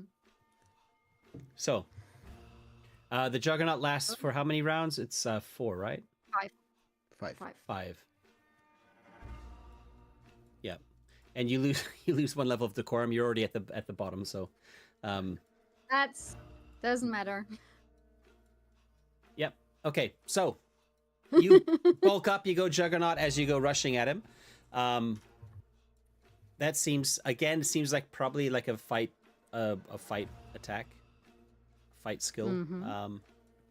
Okay. Does Juggernaut give me Oh, yeah, something plus for 1. this? I guess so, right? Already. +1. So I have +1 from the Juggernaut, and was there anything Brawler. else? +1 from Oh, Brawler. Oh no, yeah. not +1. A free reroll. This is a free roll. Yeah. Yeah. Okay. So. No, and you get Then and the it's hard to good. kill gives you a +1 to your next action, which is right now. So you right now have a +2, but after this round you're gonna have the +1 just from the Juggernaut. All right. And you do get a free reroll because of the Brawler. So this should, I mean, Yep. anything can happen with its dice, right? Anything can happen, but Right. you've got good odds. Yeah. Okay. So like What's- Tubo would just walk through, run through Gemma, like a wall, like through a wall. He would just head Yeah. first. You won't. You won't. I'm suddenly bigger than you are. What are you gonna roll? You're gonna roll strength? I could also roll will, cause it's just about running and Your not stopping. courage. Yeah, okay. Even if Riz- she's Yeah, okay. growing twice her size, But it's the she's same even dice pool. way bigger than I am. Yeah, Mhm. Oh yeah, she's Something Juggernaut now, yeah, exactly. yeah. Okay. Okay, that's just a basic success, so I have to re-roll that, unfortunately. Oh no. I will help one of bad. the guards up, standing. Okay, those Okay, I'm are also going two to. basic successes. Too well, basic. Yeah. And how I did you have do, an Carmen? extreme. Okay. I have an extreme and and a critical. So let me just ask quickly. You did Tubo got uppercutted, but you didn't put any stress on his sheet. How many did I say? Yeah. I only got 3 stress. Yeah. Yeah, but you From- took stress when she attacked you. Yeah, but I took But the like- Revenant from Far Beyond, like the He used his unbleeding concession. I used my- slew a Oh right, yeah, of Slew, course. Sorry, yeah. Mhm. Yeah, to not do anything. Okay, so now it's gonna hurt. And the way this works is you go up to the crucial box, but you don't go higher than it. So you're never one-shotted. So you're definitely going to be taking the 5 stress all the way up to that. You need to take a condition. It's probably going to be hurt because you've just been hurt. Or I mean, confused could work as well, but I think hurt makes more sense in this I'm hurt in position. an emotional way. Well, you're hurting in a lot of ways, actually. You've just been juggernauted.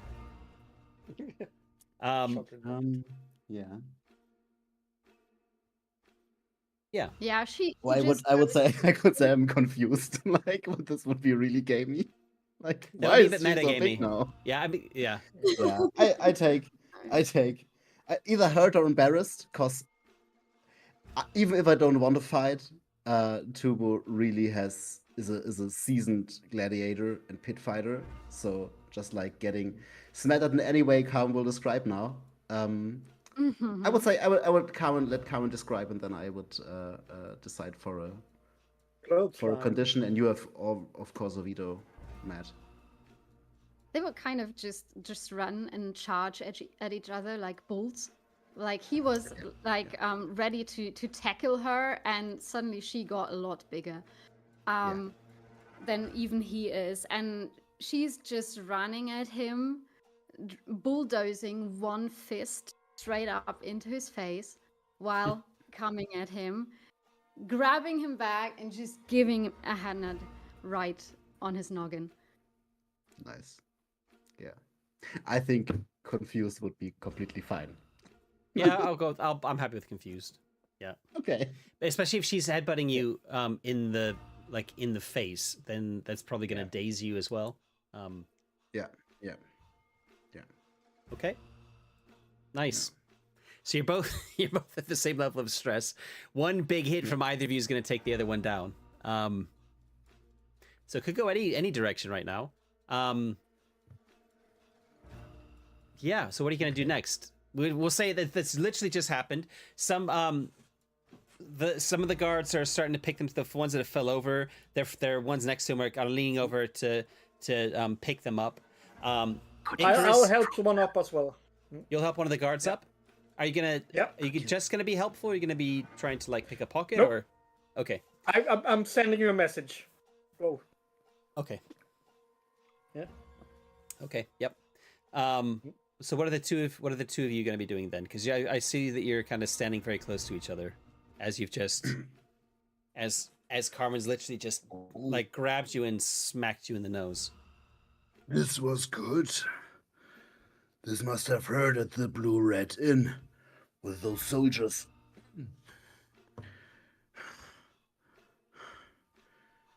Good to see you again, Gemma. And I want just to hug you violently.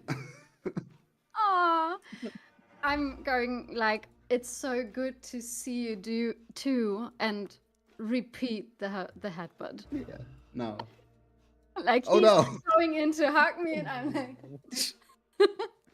I want to knock him out. Okay. All right. Can I get a +1 from big and strong?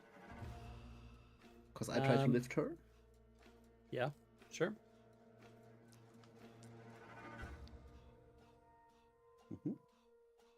Good. And Gemma's going to be doing a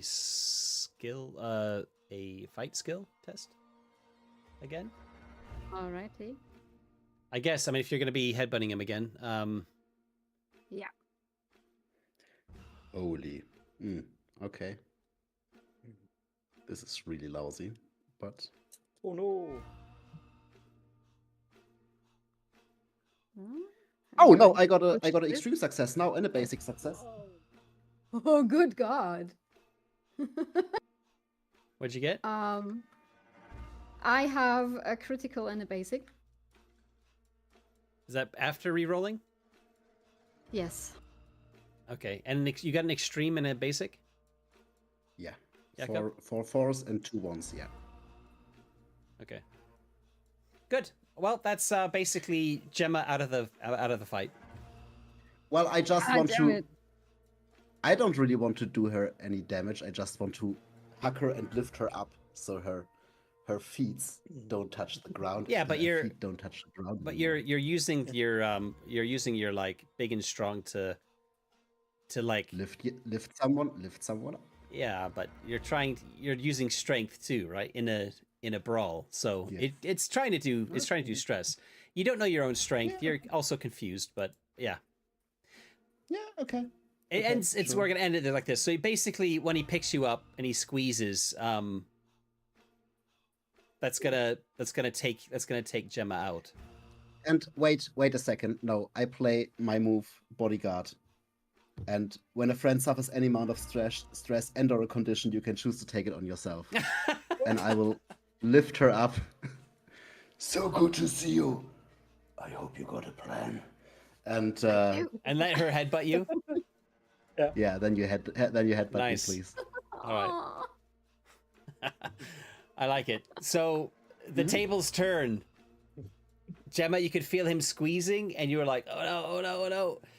You get pulling your head back, and then just when you're about to swing your head forward, he says that he loosens his grip, giving you the freedom to like come back even further, and then yeah. So go ahead and tell me how it works. How you kind of knock him out. Yeah, he's kind of squeezing me in, and and when he loses his grip a little, I'm kind of wiggling in his grasp, gently taking his head, like I do, like a little bit pressed but silently. And then I just go my forehead against his, like I'm not going to break his nose or anything. I'm just going to give him a good boink on the forehead to make him go unconscious. Have a little nap. Yeah. And that's basically you. That's basically what happens. So as you do it and he starts to fall, you kind of like push him over, and there's basically this gigantic boggart creature kind of standing over this, Tuba, who's just massive, as he collapses with a loud like thump to the floor. There's a moment of stunned silence, and then the guards start muttering. Yeah, go on. Yeah. Yeah, and some of the littlings are like, yeah! And when you kind of look around, when Icarus looks around, you notice it's mostly boggarts who are cheering. Yeah. And me. And you.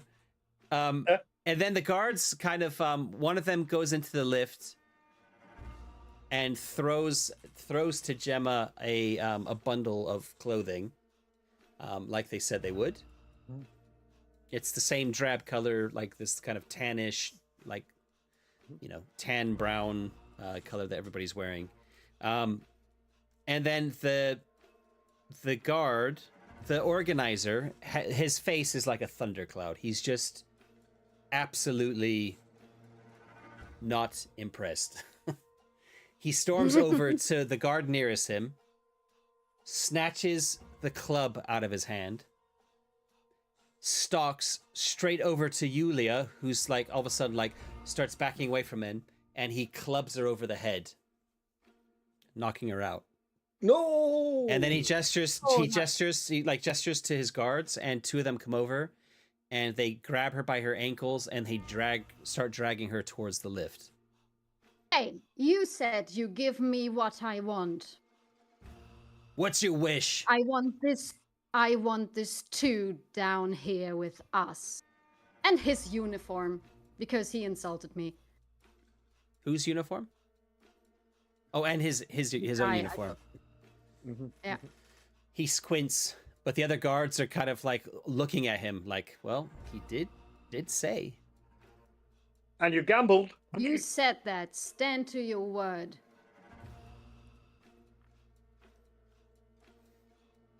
He spits at your feet, but kind of nods to the two men who drop He's kind Yulia. of looming over everyone. He pulls. He undoes his jacket, pulls it off, throws it at the ground at your feet. The pants too. It's a whole uniform. I want to see you in your breeches. Takes his trousers off. He's got like a shirt, like an undershirt kind of thing on. Pulls his trousers off. He's wearing like, I don't know, whatever underwear they'd be wearing this sort of time. He doesn't seem ashamed at all. He just seems super angry. You have the feeling that when he's on the lift, he's going to order one of the other guards to give them their clothes. Of course. There's quite a few other guards that are of a similar size. Yeah, the boots too. Takes the boots off, kicks him over. The boots. And he says, I draw the line at my undergarments. No, I don't want them. I smelled it when I was close up. Well, probably. I mean, could you give us all a twirl? Would be nice. No. I heard Slua was brave. He takes a step closer to you, but doesn't get too close. And he says, you might have won this fight, but I'll be back. You live here, man. Yeah. Find some clothing, man. You're my new champion. Mm. And then he kind of like gestures to the men, and the other littlelings have been kind of getting closer and closer to you. One of the boggarts looks like he was like half like starting to pull his shirt over his head. You suspect, also being a boggart, that he was going to save his clothes and go Juggernaut potentially as well. But then he kind of stops when he sees the guards backing away, because he wasn't sure which way that was going to go. And then the guards get into the lift, and it nobody kind of attacks them or anything. And then and they're being very defensive as well. Like if anybody comes near them, they're going to get hurt. The lift starts going up. Yulia, I'll go up close Yulia to, doesn't say anything, but she's been knocked out. She got hit very hard in the head with a club, so she's out cold. Yeah, go on, Rasmus. Oh damn. I'll go up close to Gemma, and if you left there, I actually try to. I don't know if I have care. That's not me. Oh yeah, I'll try to give her a first aid or something like that. Okay. Yeah. I would absolutely go and try and wake Tubo. Yeah, you see a gentle smile on his face as he's sleeping. He's basically he's knocked out, bleeding out of his nose, but smiling like a sleeping baby. Yeah, I think let's just say for now he's out cold because I mean you hit him hard in your Juggernaut state. Maybe if you had some like smelling salts or something to wake him, you could use that. But the other littlelings are kind of coming around, and a few of them prop Yulia up, and kind of slap her face a bit, and they're being gentle with her, just trying to wake her up. And she does actually come to after a bit of attention, but she's kind of, you can tell she's Good. yeah, still a bit either like in shock, or you know her head's Okay. out of Then sorts. I'll lean over to Gemma and say, "Hey, just check your pockets. He might have forgotten something in there." Oh yeah, I'll do that. I think Juggernaut wears off, I guess. It will have right about now will have worn off, or I mean you can turn it off whenever you want, up to 5 actions later. Yeah, well, I would stay in as long as I can, but I think this will take a few minutes, so I think it would be right if it goes down. Yeah. Okay.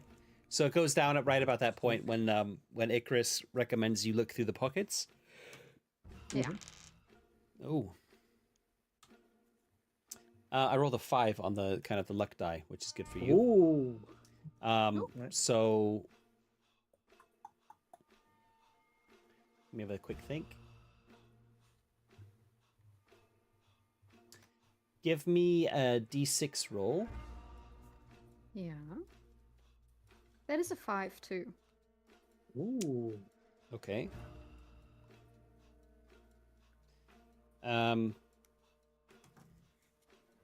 That was The key. that was something useful from the equipment chapter on my little quick D3 table.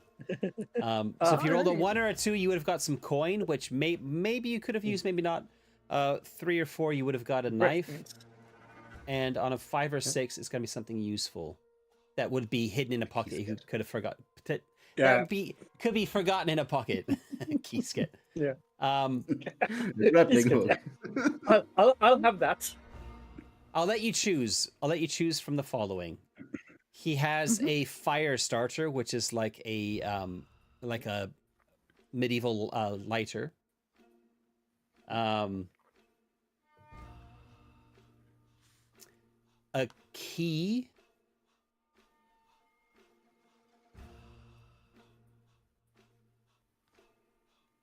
Or they're all a bit too big.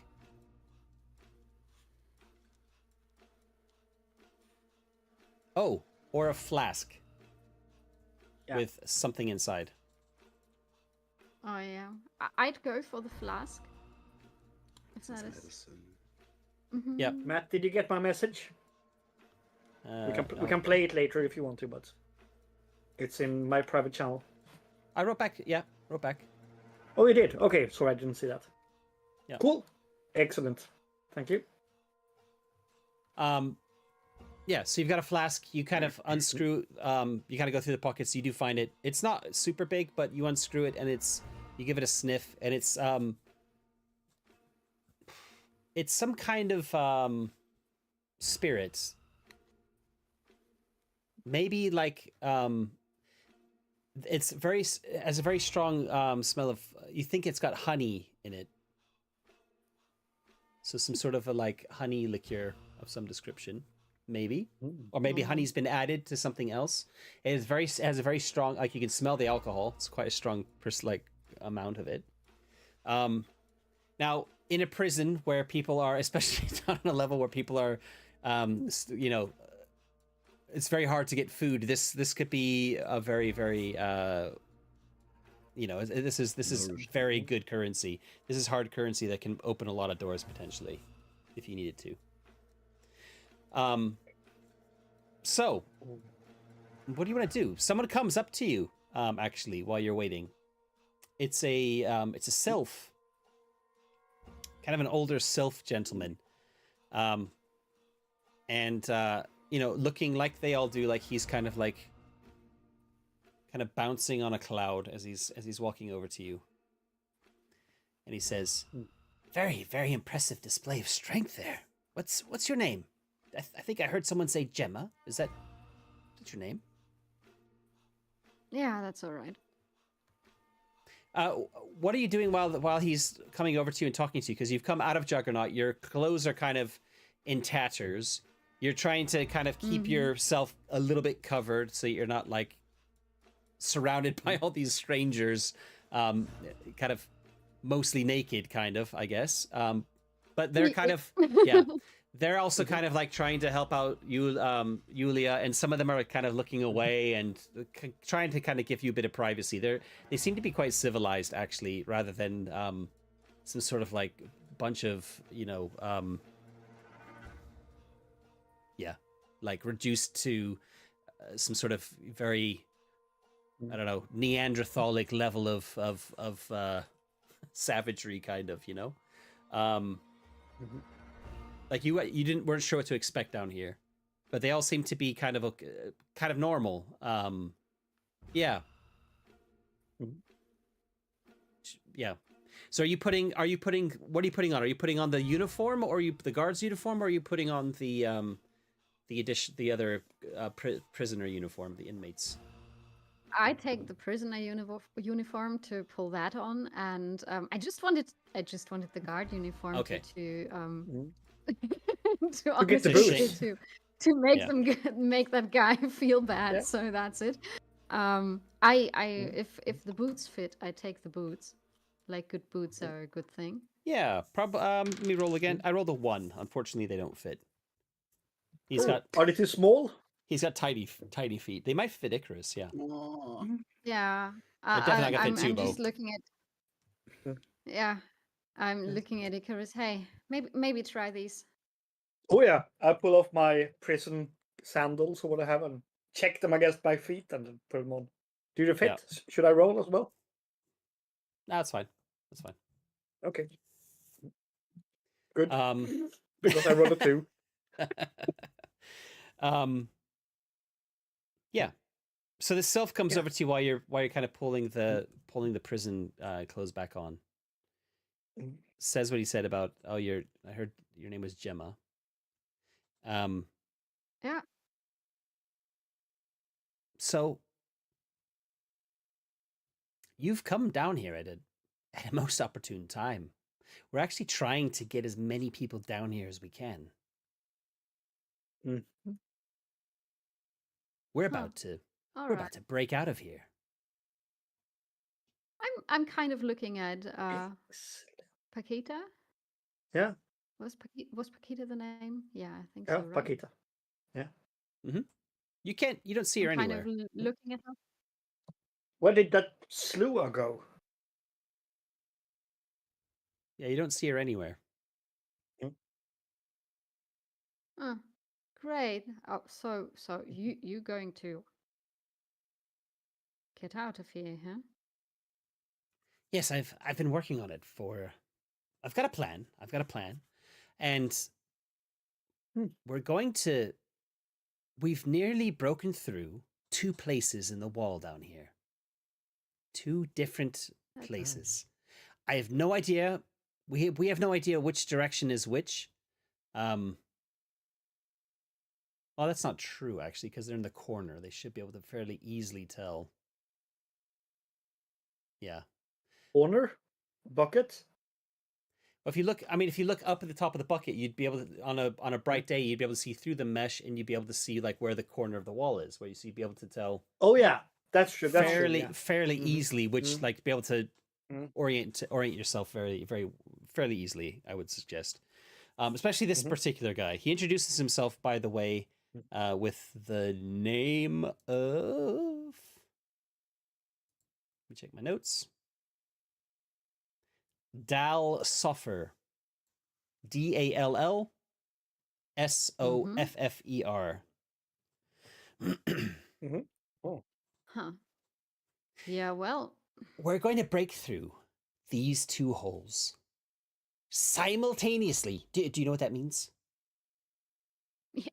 I Well, do. yeah, of course we do. I apologize. I used to be in the university. I just step into the conversation like Okay. I am here. I'm important. It's like, oh, he kind of notices you, like, oh, yes. Well, simultaneously, we're going to break through these holes, and we need as many inmates, as many prisoners as possible to make a dash for freedom. Because the more chaos we can create, the more likely it is that more will get away. We won't all make it, but we've got to try. Yeah. Well, We're going to be breaking out tomorrow night. you got yourself some people here. Yeah. If you help us take care of our friends here, we have some more strength to give. Yes. He looks at Tubo and Yulia. Well, they're being seen to. They'll be fine, I'm sure. You didn't kill him, did you? No, he's a He kind of- friend, actually.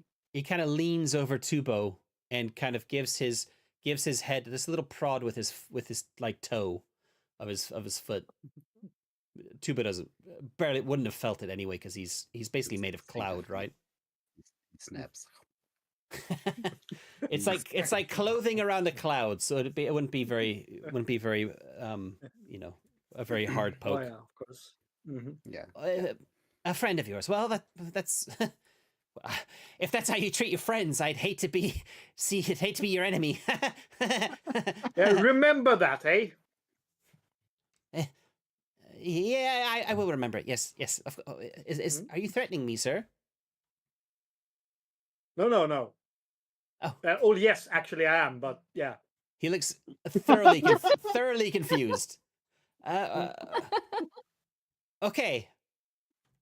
But we're in on your escape plan, right? Everyone down here is in on my escape plan. In fact, Good. he kind of taps you very lightly. Again, it's like you barely feel it on one of your arms. Someone as strong as you would might be able to move the pace on a little bit. I don't know how you feel about doing a little bit of muscle work. You've just freshly come down here. Your friend Tubo here too actually just came down earlier today. The 2 of you on two of the different holes that we're making might mean we could break through a bit earlier. Maybe even tomorrow morning if we're lucky. One of the spots we can. One of the spots is near one of the walls. It's possible. Well, we won't know until we break through. We couldn't pick anywhere. We went with spots where there was rust.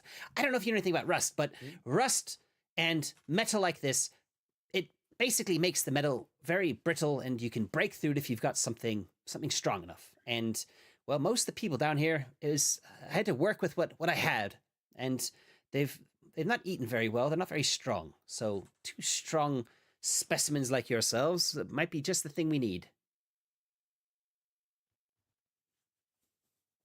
Well, anyway, find a place to sleep tonight, and in the morning we'll see what we can do. all Is right. he Sounds leaving, like or a is he standing thing. there? Yeah. He's still standing there. Sounds just- like yeah. Okay. At that point, Tubo starts to kind of wake up. Yeah, Tubo groans like, and very, very slowly tries to lift himself up, looking around. Is anyone there paying him attention, or is it just like inventory? Yeah. Yeah, no. I mean, Gemma is for no. sure. Gemma is Gemma definitely, is- and And she's definitely like kind of as soon as she notices that you are struggling, she's kind of crouching by your side and trying to get you up. Yeah. Tubo looks at Gemma and smiles. Then shortly his face drops and freezes in fear. Where's Miss Julia? Did she? She's everything. She's Good. right beside you. Good. Yulia pats you on the shoulder. My head hurts after we drank at the Blue Rat. You can drink and take a punch as well, Gemma. This was good fighting with a friend. Oh. How this must have hurt to those soldiers then. So. I'm kind of. Is there a stick or something like that somewhere? A broomstick. I kind of just want to tie the uniform to it and kind of carry it like. Not a that you little can flag. see, but you suspect there probably is bits of railing somewhere if you look around or ask around. Yes. Yes, something that I could use as the stick and fashion a little flag out of the uniform. Yeah. Like a little bit of a trophy. Do you want to get up and kind of look around for one? Yeah, a bit. Okay. So I'll go over to the Julie as well. Okay. Later on, but you do use. So Gemma gets up and you start kind of like looking around a bit, and you notice just outside of like there's a little bit of like ambient light around where you are, the kind of in the middle, but as you get closer to the walls, there's maybe 1 or 2 spots that are a bit lighter. Probably a salamander in one, and maybe somebody's managed to find some glowing one of these glowing mushrooms that they've kind of stuck somewhere. So there's a little bit of light there too. And kind of just where those 2 little pools of light, they make like, like lights make like a round like they have like a round radius. Just where they kind of don't meet, there's a bundle lying on the floor. And as you go over to it, you realize that it's a body of someone. This is a little bit further out from where the fight had taken place. Nobody's around this area. You don't really see anyone kind of taking any notice of it. It's unless you're peering right at it, you almost wouldn't have seen it. You want to approach it? Like to kind of see. Yeah, I would approach this. Yeah, it's definitely, as you get closer, you realize it's a person. But you'll have to like maybe pick them up or drag them into the light a little bit to see anything better. Yeah, I'd do that. Okay, dragging or picking up? I would. It's not a very big person. You definitely can lift them for sure. Yeah, I would lift. I would lift Okay. that person. as you kind of put your arms underneath and pick them up, one of your hands, the one that's near the head, is instantly wet. Keep Mhm. picking up. Yeah, Yeah. I just want to see what happened here. Yeah, as you pick what you now realize is a dead body up, not moving at all. There's blood dripping from a wound near the head, and as you bring the body into the light, you notice that it's, unfortunately, Paquita. Mhm. Paquita. Well, She's had her throat Damn. slit. So some point during the confusion, someone must have. Well, she wanted protection, right? Yeah, terrible, terrible things. Yeah. So Yeah. yeah. So that does mean that you have not that you're playing this character again. So it's kind of who cares, maybe, but Mhm. you Maybe. could look at it knows? that way. But the other way to look at it Yeah. is, if I ever think about how maybe Gemma's gonna be involved in future episodes potentially, or if you come across her, she's got terrible, terrible things. 1 level. She may even had more Yeah. from previous stuff that happened. You don't know, but she's got at least 1 level. Mhm. As of course her contract, her word of honor to keep her safe, has been broken. Yeah. Absolutely. Okay. Other people notice when that happens, and they come rushing over, and yeah, you hear some of them say, "Oh, it's Paquita. I saw her come down." Oh. Mhm. And you can kind of hear them muttering to themselves, like, "Who do you think did it? Oh, I don't know. Could have been Cheslav, maybe. Maybe Desmond. I don't know." You hear those 2 names mentioned at Do you least. have a place where you bury your dead? They look at each other and Yeah. just shrug, like, it's all metal here, but we Oh, do have a damn it. place we take them when they come falling down every now and again. Yeah, well, And they maybe kind let's. of say, follow us, and they head over to a very dark part of the, very, like, one of the darkest parts of the Mhm. area, and they say, just watch your footing, sorry, and feel with your feet, and when you bump up against something, just toss her body just ahead. There is a smell that you're kind of picking up, but it's not like you would think it would be. There's a kind of it is a strange smell. There's a little bit of that odor of death. But it's not very strong. There's a very kind of pungent, almost earthy odor that's stronger than it. Yeah, Mushroomy. maybe. Gemma's never smelled anything like it before, but yeah, quite possibly. And I guess you throw Paquita's body in there, or what do you want to do? I'm kind of reluctant, like throwing her body. Mm-hmm. Like I would like to kind of let her down gently if I can, Yeah, and not like yeet. yeah. Like this feels kind of Bit disrespectful. Yeah, absolutely. Yep. Again, So you if I can't see can, anything at all. It's completely, like, yeah. pitch black.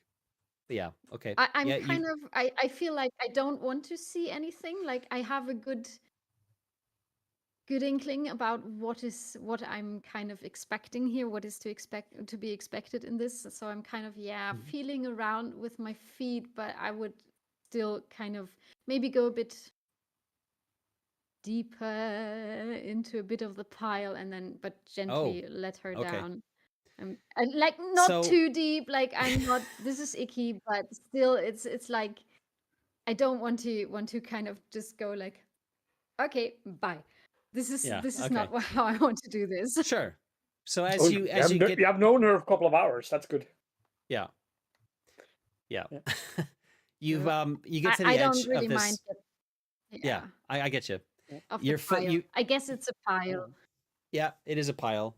And Yeah. as you kind of push with your feet to try and like push in a little bit, whatever that it is at the edge of the pile that your foot came against does kind of break a bit, and it does feel a little bit spongy, which Yeah. is not what you're expecting. There's definitely something hard in there that kind of gives way as well, like you imagine a bone or something, but the spongy Yeah. texture is not something you were expecting. And there's an instant like I have to careful my words here, because if I use certain words, it's going to tell you exactly what's going on. I guess you can probably imagine it. Mhm. There's Yeah. a puff of aroma Yes. when you do this as well, like you've released something, and that Oh. earthy, that strange, slightly earthy smell fills your nostrils, and yeah, you push a little bit further in, and it's again this sort of spongy texture that does kind of give way before you kind of, or you feel like you're in far enough that she'll be a part of the pile, but you're not. Yeah, but you don't need to go in any deeper. Yeah. You're not very Okay. far in. Yeah. That's fine. I'm kind of gently put her down Yeah. and be like, I'm sorry. I'm really sorry. And nobody really, I don't really know who I'm talking to in this moment, if I'm telling it to her, to myself, or anything like that. So I'm like kind of hit. Yeah. And yeah, gently step away, try to not make any more things go poof. Yeah. Okay. And I think I would like to use one of my moves and remove one of my conditions Okay. when Endure I get pain. back. Mm-hmm. Yes. Probably hurt. Makes sense. Probably. Yeah, I think so. Yeah. Yeah. Okay. Yeah. Yeah, Okay. because I feel I feel sick again and tired possibly too, so I would like to remove like hurt, but still it's more an emotional thing right now, not that much Yeah. of a physical thing. I think endure pain makes more sense. Makes most sense for hurt as well, because tired you Yeah. kind of need to sleep to get rid of it, and sick you're kind of always sick while you're in the prison. That's one that's not Right. meant to be very easy to get rid of at the moment. So that works for me. Yep. Yeah. Okay. Yeah. So Tubo kind of gets woken up as I mean, you kind of said, like, you know, the thing about that was great, like at the Blue Rat. I'm just kind of conscious of time. We're kind of close to the last scene of this. Okay. Do you want to role play a bit, like what's happening now, or do you want to kind of jump ahead a little bit? I think we could just jump ahead a little bit. I think Tubo is really, yeah, has to get up on his feet. Yeah. Very literally again, and he's just sitting there, taking a breather, getting upright again, and yeah. So we could just jump ahead. Okay. One thing I would say is that Gemma notices when you come back, when there's a bit more light, that where you were pushing through with your kind of your shins into the pile, there's blackish. Well, it looks black in the dim light, but when you get closer to a proper source of light, you notice that it's like this very dark brown, like dirt, something like dirt on your trousers. Mm-hmm. Yeah. Do I have an idea and an inkling of what it is, or is it Not without like touching it. anonymous to me? And Mhm. if you want to do that, then I can I tell you a think bit more I think about it. just a short thing that happens also is that Icarus goes up to you and hands you something discreetly and says, "You might be better at using this than I am," and you get a knife, a proper knife. Oh, where did you get that? One of the guards.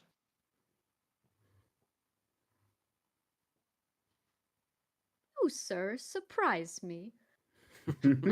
Thanks. Thank you.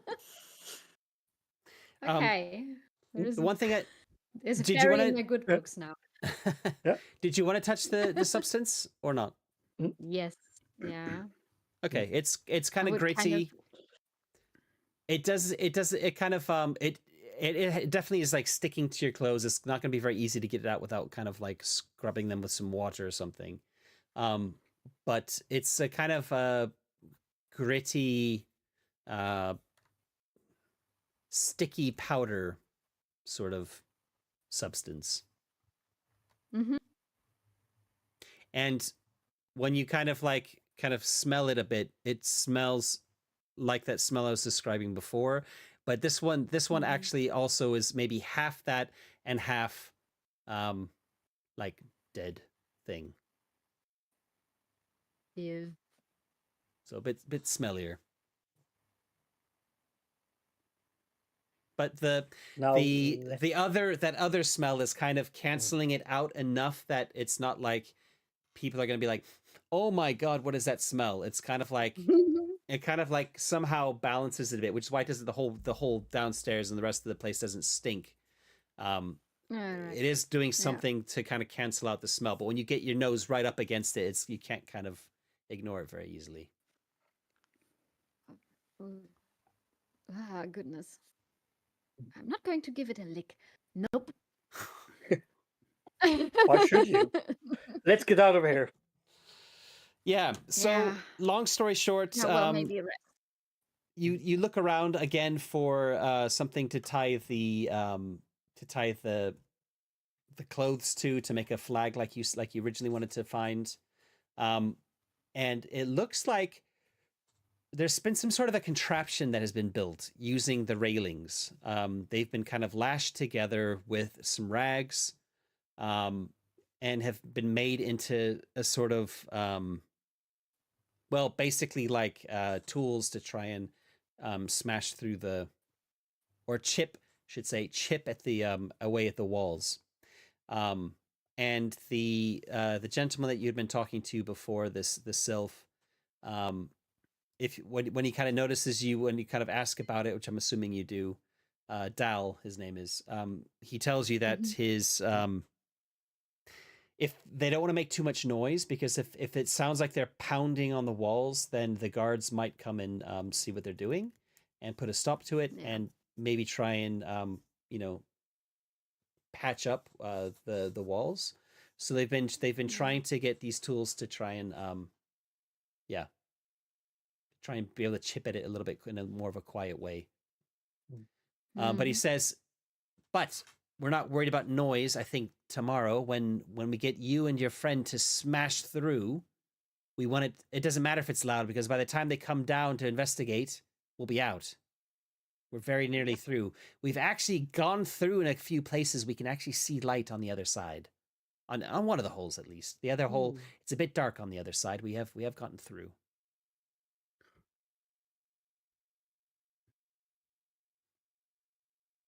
Okay, so the next morning you wake up. There is food brought to you, which is a kind of a very strange, like mushroom. You're not sure what it is. It's like a mushroom. There are these like they do have some bowls. Not many. You can see that people are eating out of them, and they're handing the bowl back, and then the bowl's taken away, and it's come back to somebody else. There's probably about maybe you don't know, about a dozen. I keep using the number a dozen a lot. I like I like that numbers of, I guess. That are being shared around. So when it's your turn, you both of you actually get a double portion, being the biggest ones here, and because you're going to also be doing a bit of physical work. It is a kind of dark brownish mushroom with pieces in it. It doesn't smell like the corpse Good. the corpse mold. But you're Yeah, reminded. great. There's definitely a moment of pause where you're like, oh no. Is this Soylent Green? I don't know if you know that reference. Exactly what I was saying. Yeah. Not Soylent Green then. And you eat your breakfast, and yeah, they take you. Basically, asks, do you have any preference on which one you want to do? And there's one, like, if you're facing with your back to the corner of the wall of the room, there's one on your left and there's one straight ahead, they say. Yeah, Rasmus. Could I weigh in here and calculate the most probable way to get through stuff from the wasps and stuff? With my experience from traveling the wilds. Ooh. Let's take a roll on this, maybe. Yeah.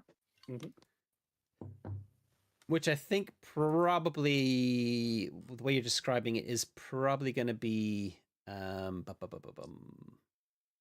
Exploration, or not in this particular bit, because even though that is kind of what you're talking about, I think it's more of an insight thing, because insight's about analyzing the situation that you're in, and it's an academic. It is academic because you're trying to use like your knowledge to put it together. So I mean, it's 4 dice. It's not terrible, but you're gonna need, I think, a critical. Terrible. You're gonna need a critical. Okay. Oh, I dropped that one. Reroll it. I have a basic. What do you guys say? Should I push it? You definitely need to push it, otherwise you're not gonna. Yeah. Then I'll just push it, and I get the critical. Oh, okay. Or three twos are critical, right? Yeah. Threes are critical. Yeah. So you get the impression that the one that's straight ahead. You saw how this there's this town called Penjara around, kind of situated around the I was gonna say the bucket around the prison. And you have a feeling that one probably will come out in that town of Penjara somewhere. And the one to your left is basically very close to the wall. And you're aware that there's all sorts of gaps in the walls of the house where if they're lucky, there might be a way to get into the in-between from there. But you're also aware that the in-between is also especially being a hunter and a scout, that you've been in the in-between a few times. It's full of creepy crawly things that like to eat littlings, like spiders and centipedes and stuff. So it's very dangerous, and you wouldn't normally go into the in-between unarmed. No, of course. But if there's enough of you, and the spiders and the creepy crawlies catch a handful of people, maybe a handful of people will still get away. That's what everyone's banking on. They're not all expecting to get away. Just if everyone's counting on their luck, kind of. I'll if Tubo and Gemma and also Julia is I'll just deliver that information. I say I think the in between is a better way out. Yeah, my best friend Letha is a hunter. She wasn't the in betweens before. She would know where to go.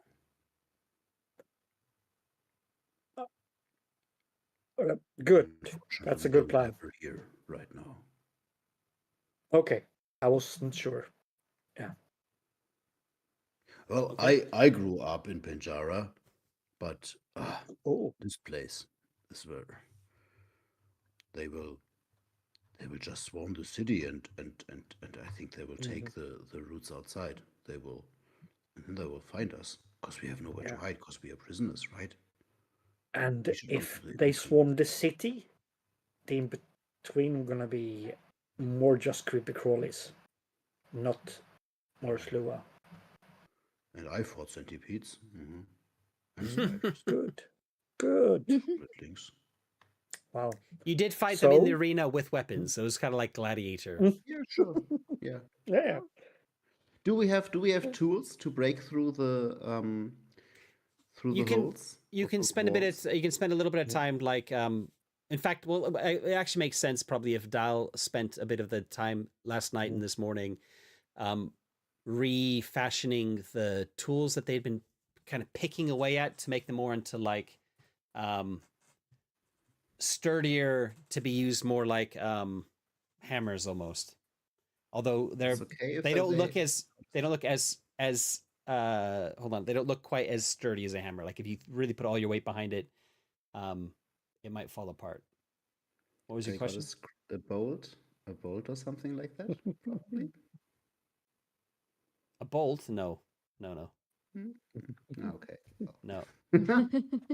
Good try Well- though. Good try. No, there's nothing like a standard Yeah, weapon. good It's just railings that have been found. Okay. So there's no bolts, you're screwed. Oh yeah, I like this. But you could, I mean, you could kind of like kind of use them like a spear, maybe even to Yeah, kind of like smash big. I wouldn't use it like swing it like a hammer because it'll probably fall apart. But in the morning, you see he shows you the two spots, and they're kind of like the equivalent of maybe 1.5 meters diameter, roughly circular patches of rust that have been chipped away relatively evenly, and they've spent a lot of time around the edges of it, so that if you put a lot of pressure on, then hopefully it'll kind of like pop a middle section out. That's that, and you can see that they've actually kind of gotten through. It's almost like perforated ever so slightly, not necessarily evenly, because it's not, the rust isn't like, doesn't bite through in the same way all through the spot, like through the metal of the bucket.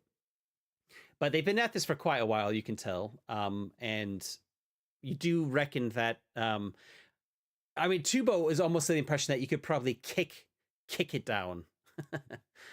Probably not, but that's the impression, is like, oh yeah, this will be a piece of cake, kind of. Did I reduce stress during the night? Oh, that's a good question. You would have recovered all of your stress, I believe, Except for 3, Ooh. suppose. except for the 3 because you're sick. Yeah. And there's also the conditions. I can't remember. I'll have to look it up. How the conditions work. Removing stress.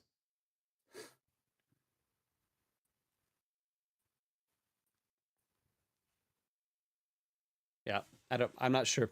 We'll leave. I think the tired. You had a tired condition that definitely goes away, obviously, and I think.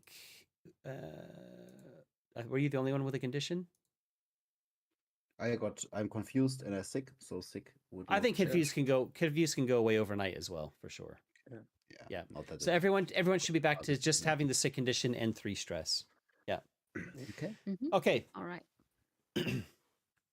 So who wants to? So they're kind of expecting the two of you to split up and to, as soon as you're ready, basically, to make a start. And we're gonna do this like an extended test. So we're basically are gonna need a certain number of successes to break them down. And I'm assuming you're gonna be making, like, you're not gonna be concerned about noise, right? Yeah. No. They told us this is just the moment where we Oh, that's just what they're break telling you now, through too. and we give everything. Yeah. Okay, so I'm just looking at the extended rolls here, where you've got cumulative successes, consecutive successes, multiple successes, best of 3, and the strike method. And I think the multiple successes we're going to be going with, where you're going to need to get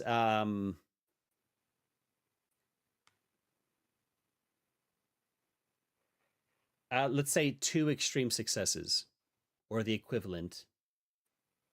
Okay.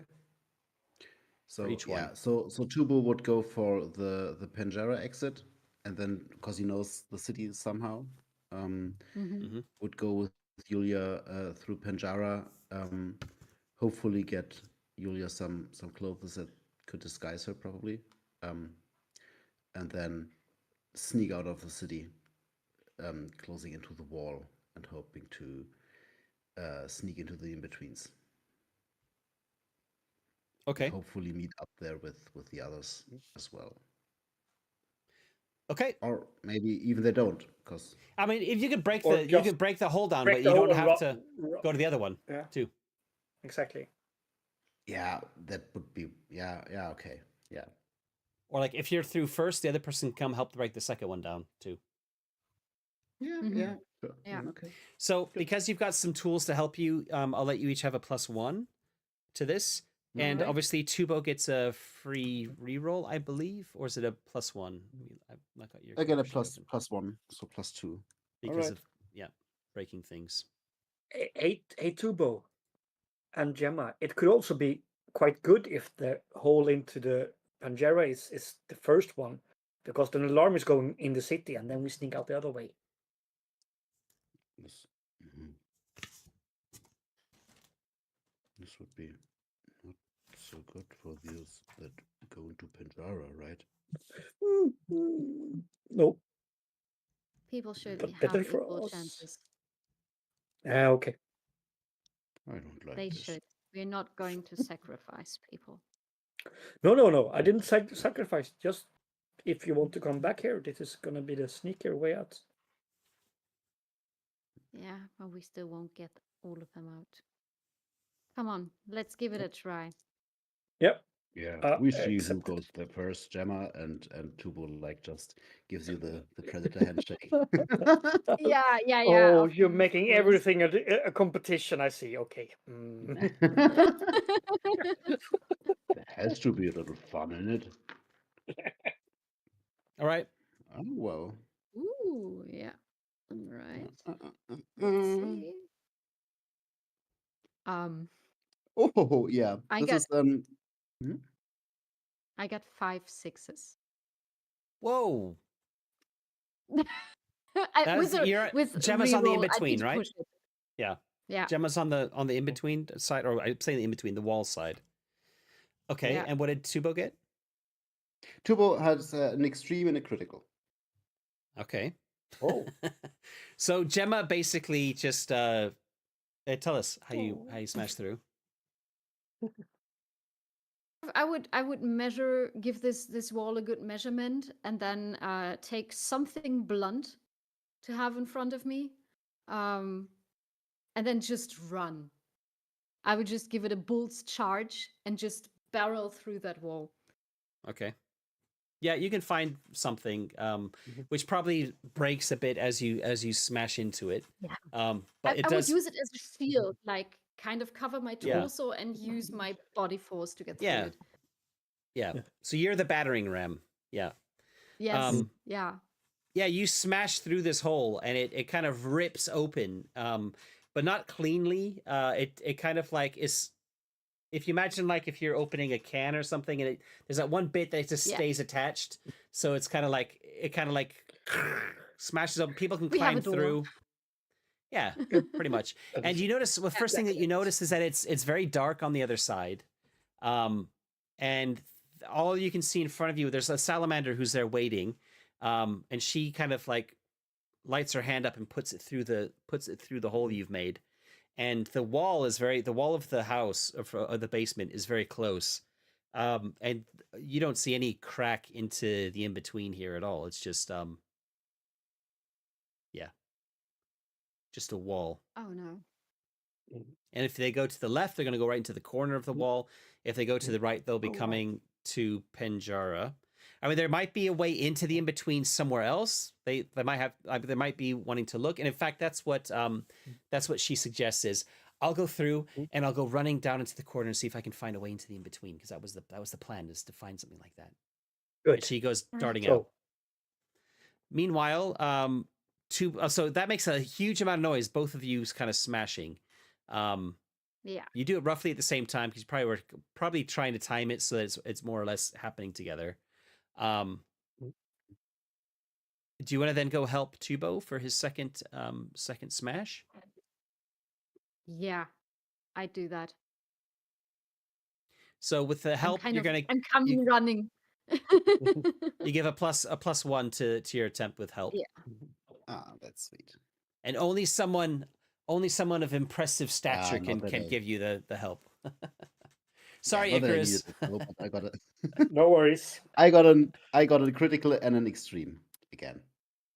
Same again. So that's the two extremes that you needed. So, okay, that's a bit easier than I thought it was going to be.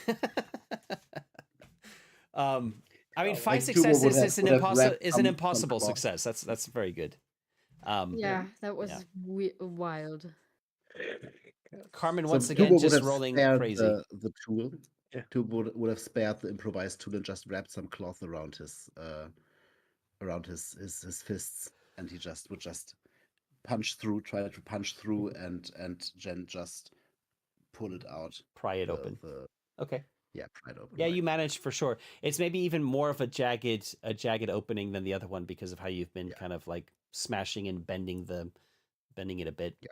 But certainly because it's rusty, you're kind of punching holes in a couple of places too. Yeah, you basically have made 2 openings, and as suspected, the other one opens. It seems like there's a back of a building right next to it, like that's been built next to the wall of the prison. And you can actually hear the sounds of this town. I was going to say city on the other side. Yeah. So where do you want to exit? Tubo shrugs and says, "We could go through the city and try to get out there somehow. It's a busy town." In the meantime, while you're having this discussion, there are people, prisoners running through both openings. I'd like to say there's about 40, maybe 40 to 50 littlings actually on this level. You would have noticed when you were eating. And yeah, it doesn't take very long for them all to, one at a time, to go through and start running. And you can now hear shouting from the town on the other side. Yeah, Rasmus. I'm staying over by the other hole. Do I hear a report about Not yet. an opening into the? Okay. People are coming. just People are waiting going there. out, and they're kind of gathering near the entrance. In fact, if you poke your head out, you can actually see. If you look towards the corner, you can see in the distance a glow, which is the salamander. Because obviously it's pitch black, and she's lighting up. She makes a nice. You can see her from a distance. And just as you're looking with the others, her light suddenly disappears. Excellent. Yeah. Do you say that out loud? No, I'm. Go on. Yeah, I do it. Of course, I do it. Yeah, excellent. Someone says, "Do you think that means she's found an entrance into the in-between?" Hopefully, go check. She's found it. She's found a way. Go. They're not even checking. They also start running in that direction.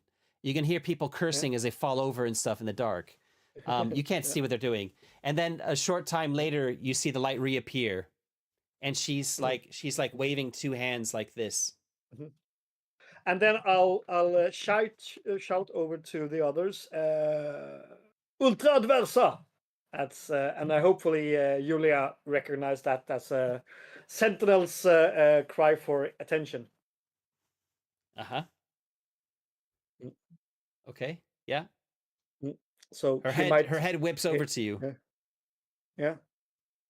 Way out. Here too. Okay. You do your choice. I'm going this way.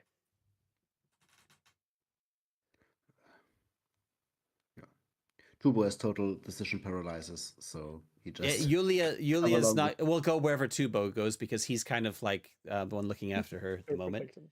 Yeah. Let's And take the you're in the horde as well. Remember that. And Yeah. Tubo's the only one who would kind of. I mean, he stands out. Yeah. He's Yeah. huge, So, but he's still Yeah. a slua, right? Mhm.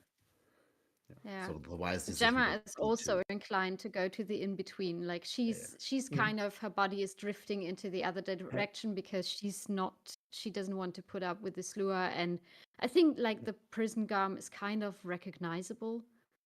Yeah. Like people know Yeah. what happened, and they are most likely not to help us. So that is what I figure out, and I'd rather You fight do the have spider. a a guard's uniform too. Oh, he's pulling us. Yeah, on a stick, yeah. but yeah, no, let's make a run for it. Okay. Just as you're coming to that decision, you're discussing and coming to that decision. Dal comes by. He's going out through the Panjara exit, and he says, "Best be quick! They're coming! They're coming!" And he kind of gestures up, and as you look up, you can see that the lift is coming down. It's got a ways. It doesn't go very quickly, but they'll be here within 10 minutes or so. Yeah. I'd go Tuvo for was the standing in-between there. personally. kind of torn between all the prisoners escaping to Punjara. Like, I want to protect them, and this is dangerous because this is a city where they could be easily, which could be easily be closed off. On the other way, the other guys are into the in-betweens, and this sounds more safe for him as well. So he's just like, paralyzed because he can't decide. You, Kind you of- just you're just thinking that when you hear a loud buzzing from the Panjara opening, which is where you're all kind of standing near, Mm-hmm. and you a loud Wasps. scream shortly after. Hornets. Okay, we're gonna end it sort of here. Just let me know which direction you decide to go in, because I'm just kind of aware of the time. The main thing is that these characters all get away, right? In between. Yeah. Okay, Yeah. so In between. you I would all drag Tubo to the in between. I would drag Yeah. him. If he doesn't make a decision, I would drag him. yeah. Icarus you is just have to already drag keen on that, first. and Yulia will kind of go Yeah. with wherever Tubo goes at this stage. Yeah.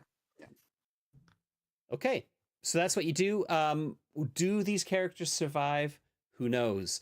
All that is known is that for the rest, this soon becomes known as the breakout at Deep Down for the rest of the house. It's a hot topic of conversation as a bunch of criminals break out of the super secure prison in the house. So that was our one sort of starting chapter troop play one shot. I'm going to try and do this for the start of all of our chapters. Well, there'll be two more. So the start of chapter 4 and the start of chapter 5, and then after that, the epilogue is kind of brings everything together. Although saying that, we are going to now from chapter 3, we're going to start drifting away from the main storyline, and we're going to be doing something a little bit more character led, while still pulling on some of the many plot hooks that are in the Saga book. So we're going to be doing less of a sort of, scene by scene type of thing, like some of them have been, and more like the more open-ended character driven stuff. So thanks everyone, that was fun. Interesting having a look at some of the other characters in the game other than the same ones we've been looking at all the time. And yeah, thanks. Thank you, Matt. Thank you. Yeah, And thanks Thank for you. great evening, everyone. Yeah. Thanks for Yeah. watching. To all who are still there and Yeah. will be there in the future. like and subscribe if you liked it, and go ahead and drop a comment in the comments, I should say, down below if you have any questions about the session or anything else, and we'll catch you next time. All right. Bye-bye. Bye. Bye, everyone. Good night. Good night. Night.